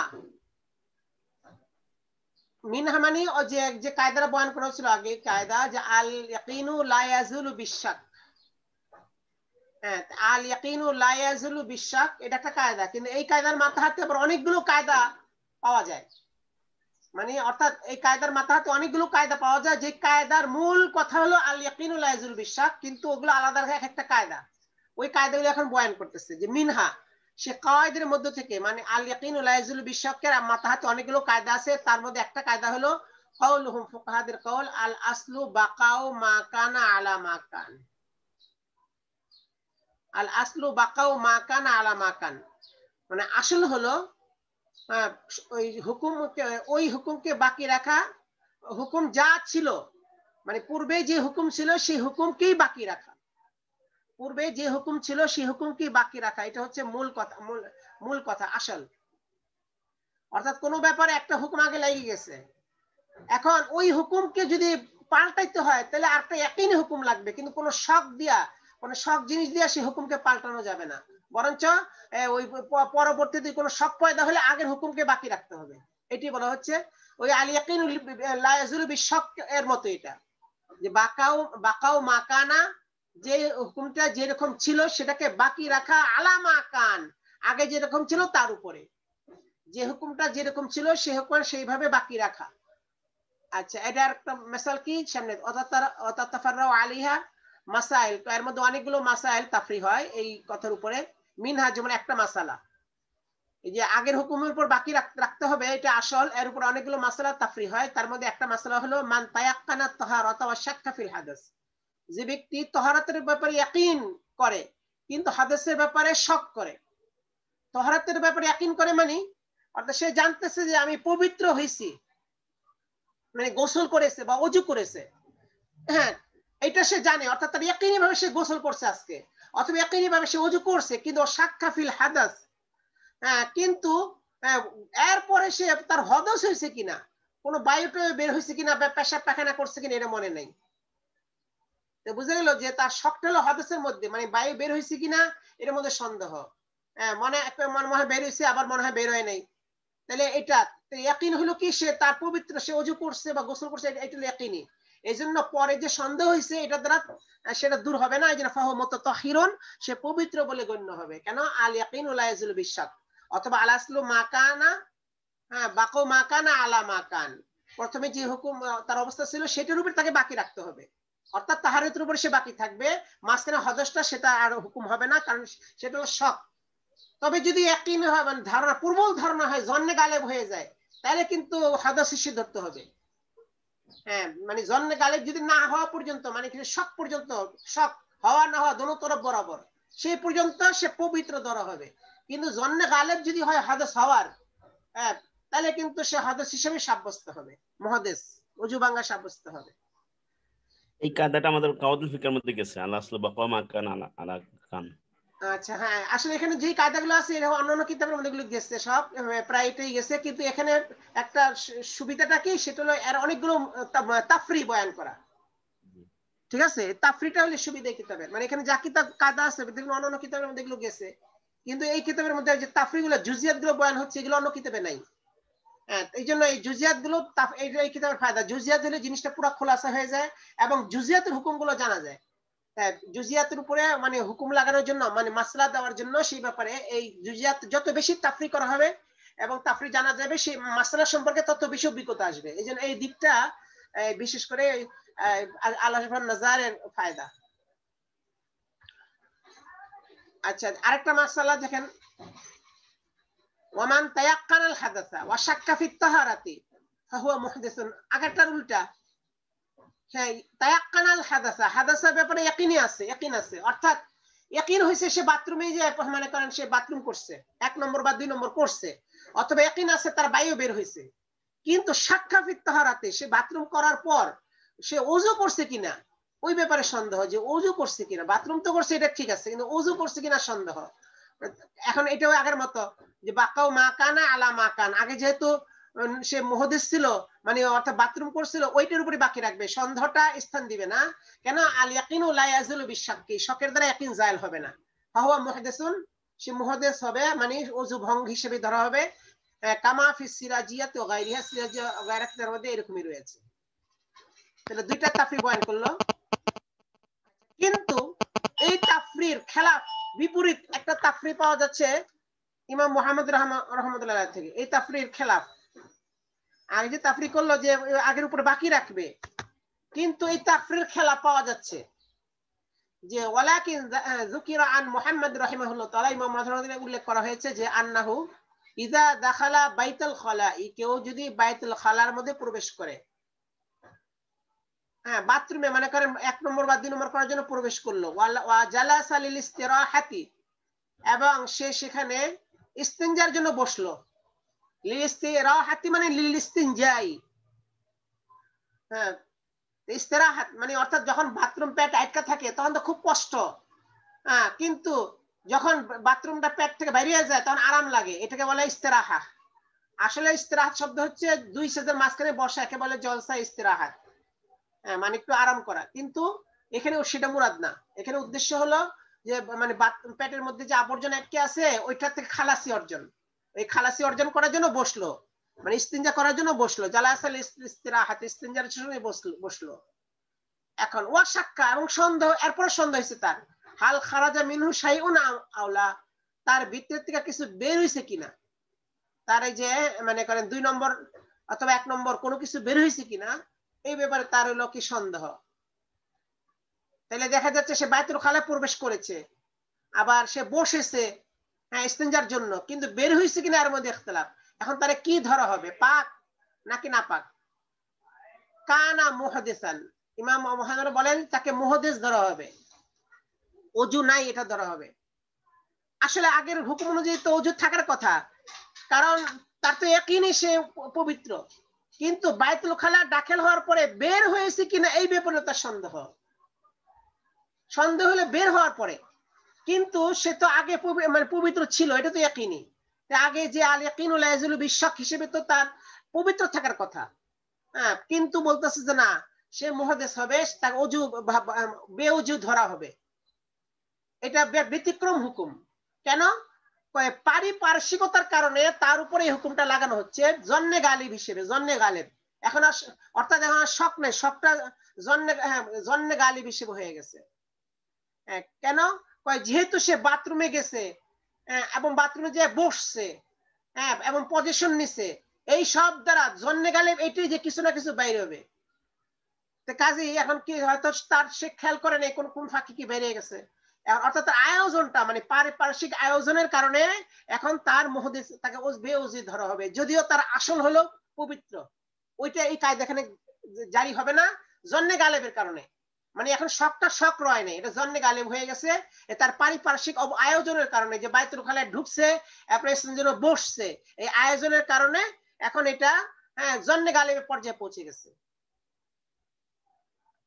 মানে অর্থাৎ গালিব হিসেবে, মানে গালিবে হালাত, জন্নে গালেব বলা যায় না, এত শক মানে গালেব হালাত, মানে তার উপরে হালাত তৈরি হয়েছে, মানে মানে গালেবে হালাত, মানে তার উপর হালাতের জয় ধরা হবে। হালাতটা হলো কি পারিপার্শ্বিক অবস্থা, যে সে তার বাথরুমে ঢুকা এরপর যেন বসা, এই মানে হালাতটা মানে গালেবে হালাত হিসেবে তার হুকুম হবে সে মুহাদ্দিস, ওযু ভেঙে গেছে।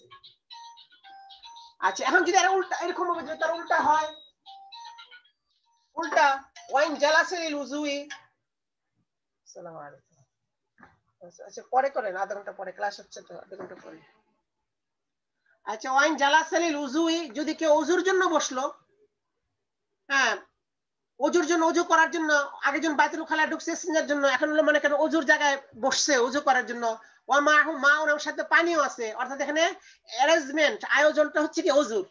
সুম্মা শাক্কা হাল তাওয়াজ্জু আওলা, এরপরে সে তার এরপরে দেখা হলো যে একজনের সাথে কথা বলতেছে, বলতে বলতে বলতে বলতে বাস সে চলে আসলো ওখান থেকে। এরপরে শক করলো যে হাল তাওয়াজ্জু আলা, আমি যে ওখানে গেছলাম পানি নিয়ে বসলাম, আমি কি ওযু করছি কিনা, এর মধ্যে সন্দেহ। কানা মুতাওয়াজিআন, তাকে মুতাওয়াজ্জি হিসেবে ধরা হবে, যে ওযুকারী হিসেবে ধরা হবে। কেন? এখানে তো আসল হুকুম হলো সে মনে করেন মুহাদ্দিস, আসলে বেওযু, বসে ওযুর জন্য এবং সাথে পানি আছে, এখন এই শক, আসল সে তো বেওযু, এই হিসেবে হুকুম হওয়ার দরকার ছিল, মানে তার বেওযুর হুকুম হওয়ার দরকার ছিল, যে সে বেওযু থাকবে। কেন? সেটা হলো আসল, বাকাউ মাকান আলা মাকান হিসেবে তার বেওযু হওয়ার কথা ছিল, কিন্তু অ্যারেঞ্জমেন্টের কারণে, যে সে বসছে পানি নিছে, অ্যারেঞ্জমেন্টের কারণে, মানে গালেবে হালাতের কারণে কানা মুতাওয়াজিআন, তাকে ওযুকারী হিসেবে ধরা হবে। এই আগের সূরাতে মুহাদ্দিস ধরা হবে, আর এই পরের সূরাতে মুতাওয়াজি ধরা হবে। কেন? আমালান বিল গালিবি ফিহিমা, এই উভয় অবস্থায় গালেবে হালাতের উপর আমল করে। গালেব মানে গালেবে হালাত, গালেবে জন না, গালেবে জন তো মানে সে তো শক, এখানে জন না, শক, সে ওযু করছে কি করছে না, এটা তো শক। গালেবে হালাত মানে তার গালেবে হালাত মানে এই হালাতটা তার উপরে গালেব আসে, বা এই হালতের প্রাধান্য দেওয়া হবে। যে হালত, অর্থাৎ হালতটা হচ্ছে পরেরটা হালতে ওযু, আর পূর্বের হালতটা হচ্ছে হালতে ইস্তিনজা, এই হালতকে প্রাধান্য দিয়ে কানা মুতাওয়াজিআন, পরের সূরাতে মুতাওয়াজি সাব্যস্ত হবে, আগের সূরাতে মুহাদ্দিস সাব্যস্ত হবে। এই জুজি মাসলা দুইটা যে দেখাইলো, এটা হচ্ছে আগের ব্যতিক্রম, এই বাকাও মাকান আলা মাকানের ব্যতিক্রম। তো বুঝা গেল যে বাকাও মাকানা আলা মাকানা হবে যদি কোনো অ্যারেঞ্জমেন্ট না থাকে, অর্থাৎ যদি কোনো পারিপার্শ্বিক অবস্থা না থাকে তখন ওই হুকুম জারি হবে। আর যদি পারিপার্শ্বিক অবস্থা থাকে, হ্যাঁ, মানে তখন পারিপার্শ্বিক অবস্থার উপরে মানে গালিবে হালতের উপরে আমল হবে। ইমাম মুহাম্মদ কথার দ্বারা এটি বোঝা গেল। অফি খাজানাতুল আকমুল, খাজানাতুল আকমুল কিতাবের মধ্যে আবার এরকম আরেকটা তাফরি রয়েছে। সে তাফরিটা কি? ইস্তাইকানা বিতায়াম্মুম, একজন ইয়াকিনী ভাবে তায়াম্মুম করছে, একজন ইয়াকিন করেছে তায়াম্মুমের ব্যাপারে, মানে ইয়াকিন, তার ইয়াকিন আছে আমি তায়াম্মুম করছি, কেউ অশাক্কা ফিল হাদাস, কিন্তু সে হাদাসের ব্যাপারে শক হচ্ছে যে হাদাস হয়েছে কিনা, ফাহুয়া আলা তায়াম্মুমিহি, সে তার তায়াম্মুমের উপরেই গণ্য হবে, সাব্যস্ত হবে। অর্থাৎ যেহেতু এটা বাকাও মাকান আলা মাকান, ইয়াকিন যেহেতু তায়াম্মুমের উপরে ইয়াকিন, এজন্য আল ইয়াকিনু লা ইয়াজুলু বিশাক, এই হাদাসের শক দ্বারা ইয়াকিন জায়েল হবে না, এজন্য তায়াম্মুম ধরা হবে। ওরকম যদি আর উল্টা, ওয়াকাযা লাউ ইস্তাইকানা বিল হাদাস, যদি উল্টা হয় অর্থাৎ ইয়াকিন হলো হাদাসের ব্যাপারে, অর্থাৎ সে তার হাদাস হয়েছে এটা ইয়াকিনি, সে বাথরুমে গিয়েছে এবং ইস্তিনজা করছে এটা ইয়াকিনি, কিন্তু অশাক্কা ফি তায়াম্মুম, তায়াম্মুম করছে কিনা এর মধ্যে শক, যে পরে আমি তায়াম্মুম করছি কিনা, তাহলে এই সূরাতের মধ্যে উখিযা বিল ইয়াকিনি, ইয়াকিনের উপরে তাকে মানে তাকে ইয়াকিনী ভাবে তাকে সাব্যস্ত করা হবে। অর্থাৎ দেখতে হবে কোনটা ইয়াকিন। যদি এমন হয় হাদাস ইয়াকিন হয়, তাহলে হাদাস, এই জন্য তাকে মুহাদ্দিস ধরা হবে। আর যদি ওইরকম তায়াম্মুম ইয়াকিন হয় তাকে মুতায়াম্মিম ধরা হবে। কামা ফিল ওযু, যেমন নাকি ওযুর মধ্যে আগে দেখাইলো একই কথা, তায়াম্মুমের মধ্যে এই হুকুমই। অর্থাৎ এখানে তায়াম্মুম যদি ওযু এরকম হবে যে ওযু এমন হচ্ছে ওযুর ব্যাপারে ইয়াকিন আছে কিন্তু হাদাস হয়েছে কিনা তার মধ্যে শক, তাহলে তাকে মুতাওয়াজ্জি ধরা হবে, ওইটা আগে গেছে। ওয়ালাউ তায়াক্কানাত তাহারাত ওয়াল হাদাসা, কিন্তু এখন কথা আরেকটা জুজি মাসালা, যে ইয়াকিন হয়েছে তাহারাতের ব্যাপারে এবং হাদাসের ব্যাপারে, উভয় ব্যাপারে। অর্থাৎ এখানে হাদাসের ব্যাপারে ইয়াকিন, তো আবার তাহারাতের ব্যাপারেও ইয়াকিন। এর মানে কি, ইয়াকিনান সে বাথরুমে গেছে, আবার ইয়াকিনান সে ওযু করছে, কিন্তু কোনটা আগে কোনটা পরে এই ব্যাপারে শক। ওয়াশাক্কা ফিস সাবিকি, এই দুইটার মধ্যে আগে কোনটা, এর মধ্যে মানে এর দুইটার মধ্যে কোনটা প্রাধান্য পাবে সেটার উপরে কি শক, অর্থাৎ কোনটা ধরবে সে। হ্যাঁ, তবে সাবেক, এখানে সাবেকের অর্থ হলো মানে বিজয়ী, অর্থাৎ কোনটা প্রাধান্য হবে, অর্থাৎ তাকে তাহার ধরতে হবে না মুহাদ্দিস ধরতে হবে, অথচ দুটোটাই ইয়াকিন, দুটোটাই করছে, কিন্তু কোনটা আগে করছে কোনটা পরে করছে এটা জানা নাই। এখন দেখা গেল যে যদি তাহারাত আগে হয় হাদাস পরে হয় তাহলে তো সে মুহাদ্দিস হবে, আর যদি হাদাস আগে হয় তাহারাত পরে হয় সে তো মুতাতাহির হবে। সে কি হবে?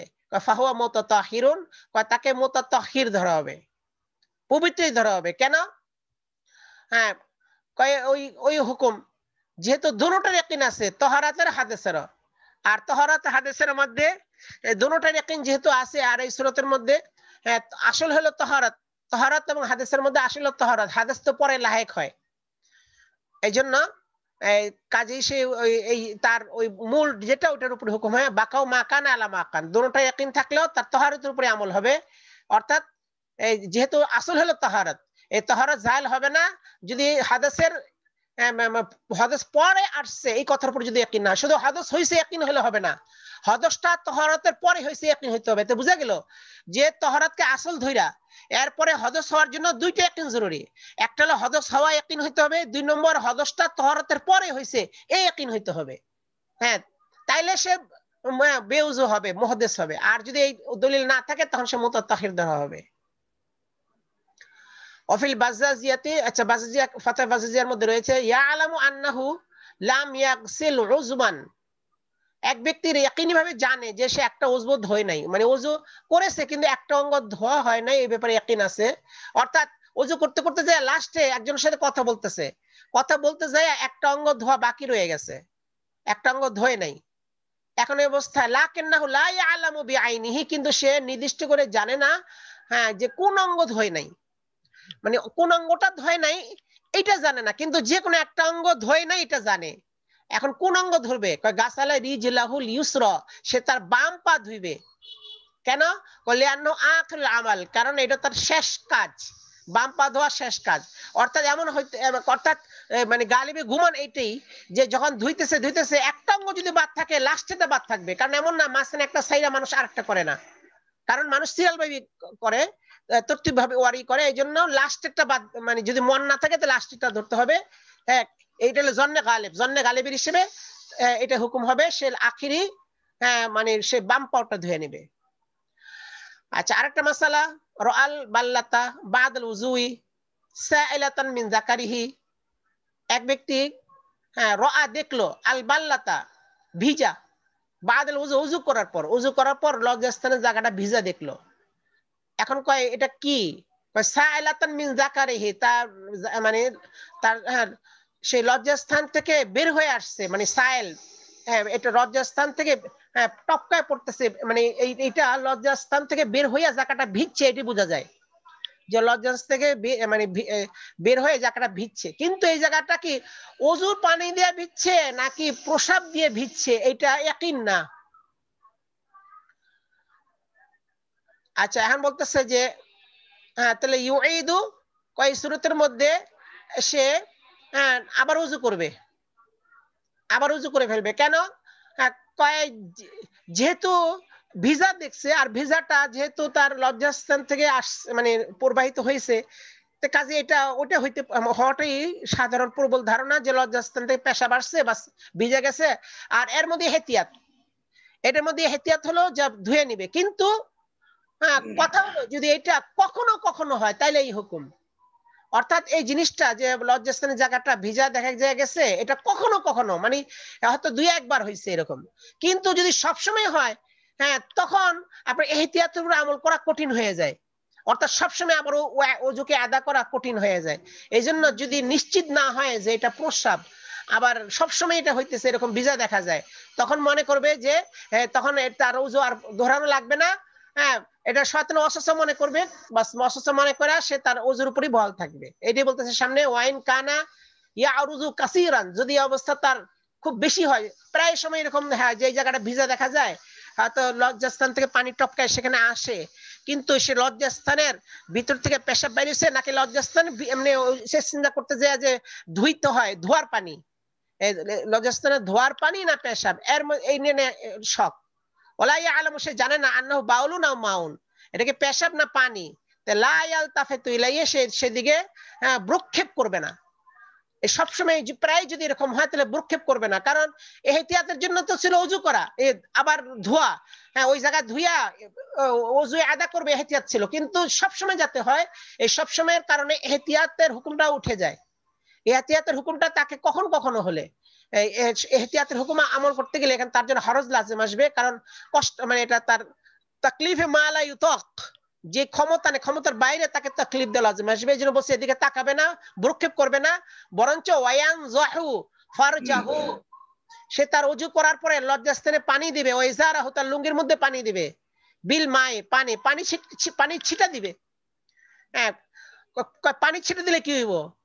পানি ছিটা দিবে পবিত্র হওয়ার জন্য না, পানি ছিটা দিবে নিজের অসুস্থ দূর করার জন্য। মনে যে অসুস্থ হয়, জায়গাটা ভিজে গেছে, এটা কি জানি, এই জন্য ওযু করার পরে পানি ছিটা দিবে। পরে যখন পানি দেখবে তখন বুঝবে আমার এটা ও যে পানি ছিটা দিয়েছে ওই পানি, অর্থাৎ তার মনে গাওয়া দিবে যে ওই যে আমি পানি ছিটা দিছিলাম ওযু করার পরে, এটা ওই পানি, অর্থাৎ তার মনের অসুস্থতা দূর হয়ে গেল। এরকম পানি ছিটা দিবে, কাতান লিল ওয়াসওয়াসাতি, তার ওয়াসওয়াসাকে দূর করার জন্য, যে মনের মধ্যে খুশখুশি, মনের খুশখুশি, এটাকে ওয়াসওয়াসাকে দূর করার জন্য এতে সে সেখানে একটা পানি দিয়ে দিবে, পানি ছিটিয়ে দিবে। তো এটা হলো শরীয়তে তার উপরে একটা দয়া, এটা মানে এই মাসআলাটা হচ্ছে দয়ার মাসআলা, বান্দার উপরে শরীয়ত এখানে দয়া করেছে এই মাসআলার মাধ্যমে। কিন্তু এই দয়াটা সেই পর্যন্ত সীমাবদ্ধ হবে যখন ইয়াকিন না হবে, একটা খালি সন্দেহ আর কি, যে এটা কি পেশাব নাকি পানি, সন্দেহ। কিন্তু আপনি যদি ইয়াকিন হয়ে যায় যে প্রসাব বের হইছে, অর্থাৎ আপনি নিজের মন থেকে টের পাইছেন যে কিছু পেশাব বের হইছে, এরকম যদি টের পায় থাকেন তাহলে কিন্তু এই গোজা মিলে কাজ হবে না। এটি বলতেছে ওয়াইদা বাউদা আহাদুহু আনিল উযুই, কিন্তু যদি এটা ওযুর থেকে অনেক বাউদা দূর হয়, আহাদুহু এর জামানা, আনিল ওযুর থেকে এর জামানাটা যদি দূর হয়, অর্থাৎ ওযু করছে অনেক আগে আর এখন মনে করেন ওই যে ভিজা দেখতেছেন অনেক পরে, যেহেতু অনেক আগে ওযু করছেন আর অনেক পরে ভিজা দেখা যাচ্ছে, কাজে এটাই প্রকাশ্য যে এটা ওযুর পানি না, বরঞ্চ পেশাব বেরিয়েছে। নাহলে এত অনেকক্ষণ হয়ে গেল, মনে করেন 4-5 ঘন্টা পরে, এখন কেন সেই জায়গা ভিজা থাকবে? ওই সময় ওযুর পানি হলে তো তখন শুকিয়ে যাওয়ার কথা, এই জন্য বলতেছে ওয়াইদা বাউদা আহাদুহু, যদি এর জামানাটা দূর হয়ে যায় আনিল ওযুর থেকে, অর্থাৎ ওযুর অনেক পরে যদি ঘটনা ঘটে, আও আলিমা আন্নাহু বাউলুন, অথবা সে কিনি ভাবে জানে যে এটা পেশাব, অর্থাৎ সেখান থেকে তার এক ফোঁটা পেশাব বাইরে গেছে, হ্যাঁ তার বুঝতেছে সে, তাহলে লা তানফাউল হিলাতু, এই হিলা তার কোনো কাজে দিবে না, এই হিলার দ্বারা তার কোনো উপকার হবে না। অর্থাৎ ওখানে পেশাবের সিটা ফালাইলেও কোনো লাভ নাই, এবং ইলতিফাত না করার যে হুকুম দিয়েছিল সেটা এখানে আসবে না, বরঞ্চ তার ওই জায়গায় ধুয়ে আবার উযু করতে হবে। এই কারণে এখানে এই তিনটা, এখানে তিনটা মাসআলার তিনটা শেখ হইল, তিনটা শাখা। একটা হলো যে আচ্ছা পেশাবের পর, অর্থাৎ সে লজ্জাস্থানে যে ওযু করার পরে মনে করেন জায়গাটা ভিজা দেখে, এর চারটা অবস্থা। একটা হলো যেটা হ্যাঁ কখনো কখনো হয়েছে, আচ্ছা এই সম্পর্কে হুকুম হলো, আচ্ছা এই এটা হলো কখনো কখনো হয়েছে। আর এই সম্পর্কে হুকুম হলো যে যদি এটা শক হয়, মানে ইয়াকিন না হয়, শক হয়, হ্যাঁ তবুও সে দাগটা ধুইয়া ইয়াদা করবে, অথবা ইয়াকিন হইলে তো ধুইবেই, ইয়াকিন না হইয়া শক হইলেও ধুইবে, যেহেতু কখনো কখনো হয়েছে এহতিয়াতের উপর আমল করবে। এহতিয়াত হলো জায়গাটা ধুয়ে নেওয়া, তাহলে মনে কোনো শক সন্দেহ থাকবে না। এলা এক মাসালা। দ্বিতীয় মাসালা হলো যে এটা প্রায় সময় হয়ে থাকে। আচ্ছা প্রায় সময় হইয়া যদি একই ভাবে হ্যাঁ দেখা যাচ্ছে যে না আপনি মনে গাওয়া দেয় যে এইটা পেশাবি, তখন আপনাকে যা ধুইয়া উযু করতে হবে। হ্যাঁ আচ্ছা অথবা হ্যাঁ মনে গাওয়া পেশাব দিল না, কিন্তু পেশাব করছেন অনেক বা উযু করছেন অনেক আগে, আরেক ঘটনা ঘটছে অনেক পরে, 2-5-6 ঘন্টা পরে, যে যখন এটা উযুর পানি শুকিয়ে থাকার কথা না, তো ওই টাইমে হইলো তখন হুকুম হলো ওই জায়গা ধুইয়া ভালো করে আবার উযু করে নেবে।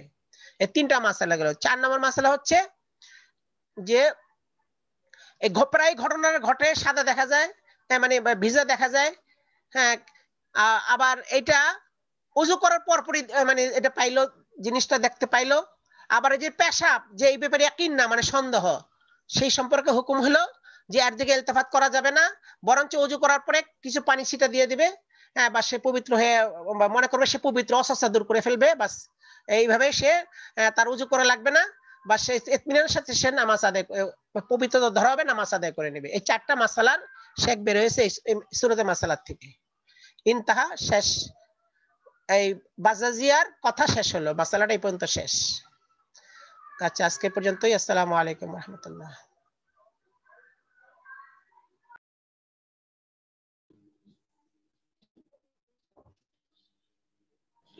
মিনিট পরে। আসসালামু আলাইকুম ওয়া রাহমাতুল্লাহি ওয়া বারাকাতুহু। ওয়া আলাইকুম আসসালাম ওয়া রাহমাতুল্লাহ। ওয়া আলাইকুম আসসালাম।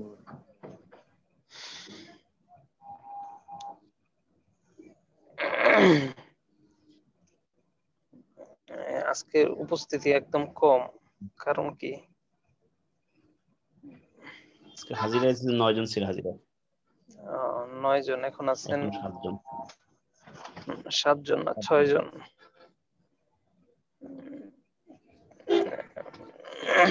3 জন তো বাদ যাবে। জি জি 6 জন। 6 জন আছেন। আচ্ছা জি অসুস্থ নাকি? না অসুস্থ না,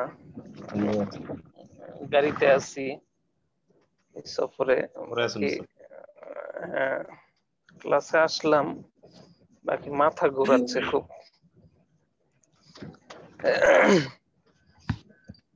ইয়ের কিতাবটা বের করি।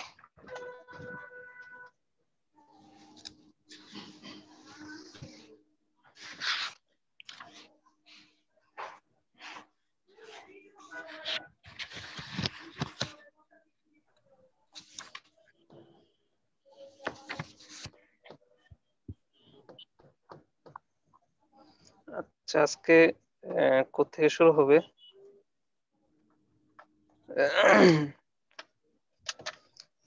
ওয়াকুলু আইজান, এখান থেকে। হ্যাঁ ওয়াকুলু আইজান, জি হ্যাঁ জি। তো প্রথমে প্রথম শর্তটা আমরা জানলাম। আল্লামা ইবনে আবিদিন শামী রাহিমাহুল্লাহ ইদা সহাল হাদিস ফাহুয়া মাযহাবি, এর উপর যে দুইটা শর্তের কথা উনি এই কিতাবে উল্লেখ করছেন, প্রথম শর্তটা কি ছিল? প্রথম শর্তটা ছিল যেটা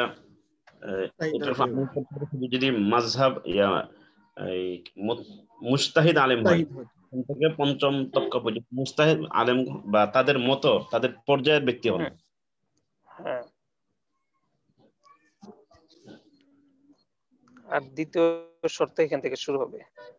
আর দ্বিতীয় শর্তটা ব্যাপারে বলছিলাম যে আল্লামা মুফতি তকি উসমানী এবং রফি উসমানী সহ বেশ কিছু উলামা একরাম এবং বিশেষ করে আশরাফ আলী থানবী রাহিমাহুল্লাহ, ওনারা সহ বেশ কয়েকজন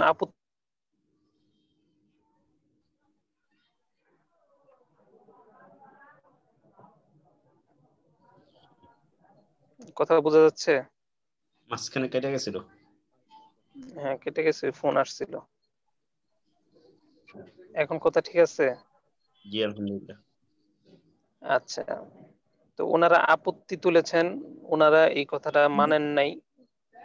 হ্যাঁ, ওনারা এই জায়গায় বলছেন যে অন্য মাযহাব অনুযায়ী আমল করা যাবে, ফতোয়া দেওয়া যাবে। বুঝে আসছে? জি। যারা মুস্তাহিদ নন কিন্তু ইজতিহাদের পর্যায়ে আছেন এমন ব্যক্তি, যেমন সাহেবে বাহরুর রায়কের মুসান্নিফ, ওনারা মুস্তাহিদ হিসাবে ওনাদেরকে ফুকায়ে কেরাম উল্লেখ করে নাই, কিন্তু ওনারা ইজতিহাদের পর্যায়ে। তো ওনাদের মতো যারা আছেন ওনাদের জন্য একেবারে তাকলিদ করা, ঠিক আছে, এটা কি না সহি না। তো ওনারা পারবে, বাকি যারা মুস্তাহিদ নন তারা, কারণ একজন যে মুস্তাহিদ নন এমন ব্যক্তি যখন এরকম একটা সহি হাদিস আসবে, সহি হাদিসের উপর সে করবে, গবেষণা করে ইমাম সাহেবের বক্তব্যের বিরোধিতা, বা ইমাম আবু হানিফা রাহিমাহুল্লাহ অথবা ইমাম হাসান ইবনে জিয়াদ, ইমাম জুফার, হ্যাঁ, ওনাদের কোন মতের খেলাফ যখন উনি কোনো মাসলা বয়ান করবে, তখন সেটা বুঝে আসবে যে ওনার এই ইজতিহাদটা কিনা সঠিক না। কারণ একজন এমন ব্যক্তি যে মুস্তাহিদের পর্যায়ে না, তার একটা ইজতিহাদের চেয়েও তাদের ইজতিহাদ আরো কি বেশি শক্তিশালী। বুঝে আসছে? জি। তাদের ইজতিহাদ আরো বেশি শক্তিশালী ছিল। আচ্ছা, এই জন্য যে সকল মাসলার ব্যাপারে আমাদের ইমামগণ, অর্থাৎ ইমাম আবু হানিফা, ইমাম মুহাম্মদ, ইমাম আবু ইউসুফ জুফার, ওনারা যেই সকল মাসলার ক্ষেত্রে একমত পোষণ করেছেন এই সকল মাসলার ভিতরেই থাকতে হবে, ওই সকল মাসলা অনুযায়ী ফতোয়া দিতে হবে, আমল করতে হবে। সেই মাসলার বিপরীতে গিয়ে যখন কোন একটা হাদিস আসবে সহিহ হাদিস, তখন সেই সহিহ হাদিসের উপর শুধু মুস্তাহিদ ব্যক্তিরাই সেটার উপর গবেষণা করে ইজতিহাদ করে তারা কোনো একটা ফয়সালা দিতে পারবে, অন্যদের জন্য সেই অনুমতি নাই। আচ্ছা, ওয়াকুল আইজন, এখান থেকে পড়েন। বিসমিল্লাহির রাহমানির রহিম। وأقول أيضا ينبغي تقييد ذلك بما إذا وافق قولا في المذهب لم يأذن في الاجتهاد فيما خرج عن المذهب بالكلية. ينبغي تقييد ذلك بما إذا وافق قولا في المذهب। বুঝা আসছে? যখন বক্তব্যটা মাযহাব অনুযায়ী হবে। জি। হ্যাঁ, এরপরে لم يأذن في الاجتهاد। গতকালকে বলছিলাম যে ফিতনার আশঙ্কা না থাকলে কি সে কি করতে পারবে? আমল করতে পারবে। আর ফিতনার আশঙ্কা থাকলে তখন সহিহ হাদিসের উপর আমল করতে পারবে না। উদাহরণ হিসাবে বলেছিলাম, হ্যাঁ, মনে আছে হযরত আয়েশা সিদ্দিকা রাদিয়াল্লাহু তাআলা আনহার একটা হাদিস।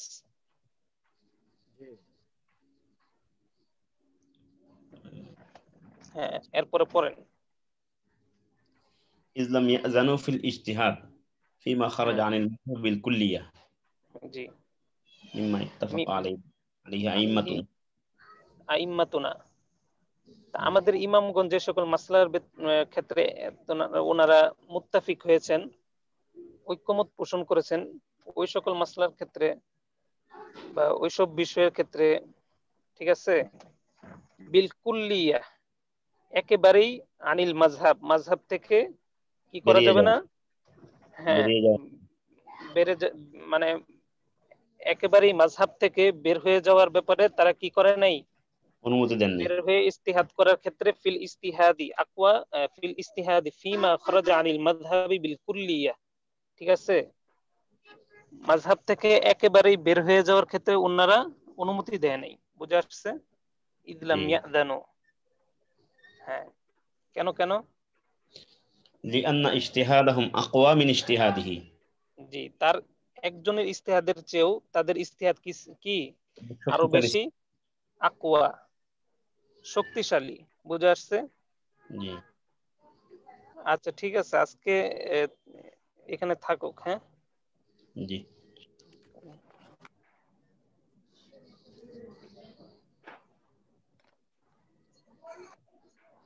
ঠিক আছে, আসসালামু আলাইকুম রহমতুল্লাহি ওয়া বারাকাতুহু। ওয়ালাইকুম আসসালাম। ওয়ালাইকুম আসসালাম।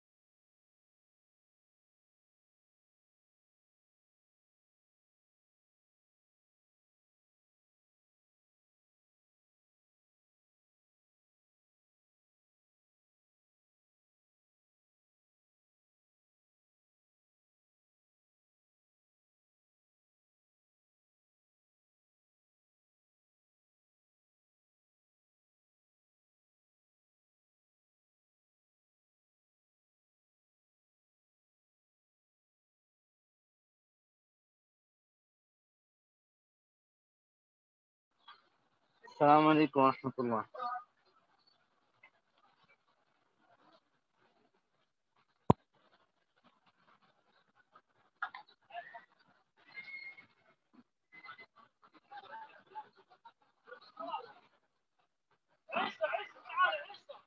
ক্লাস কি শেষ হুজুর?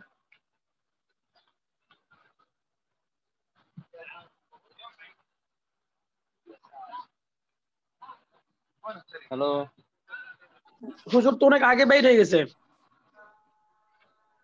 ও না, মিজানুর রহমান সাহেব ক্লাস কি শেষ? সম্ভবত হুজুর তো অনেক আগে চলে গেছে। হুজুর বলুন।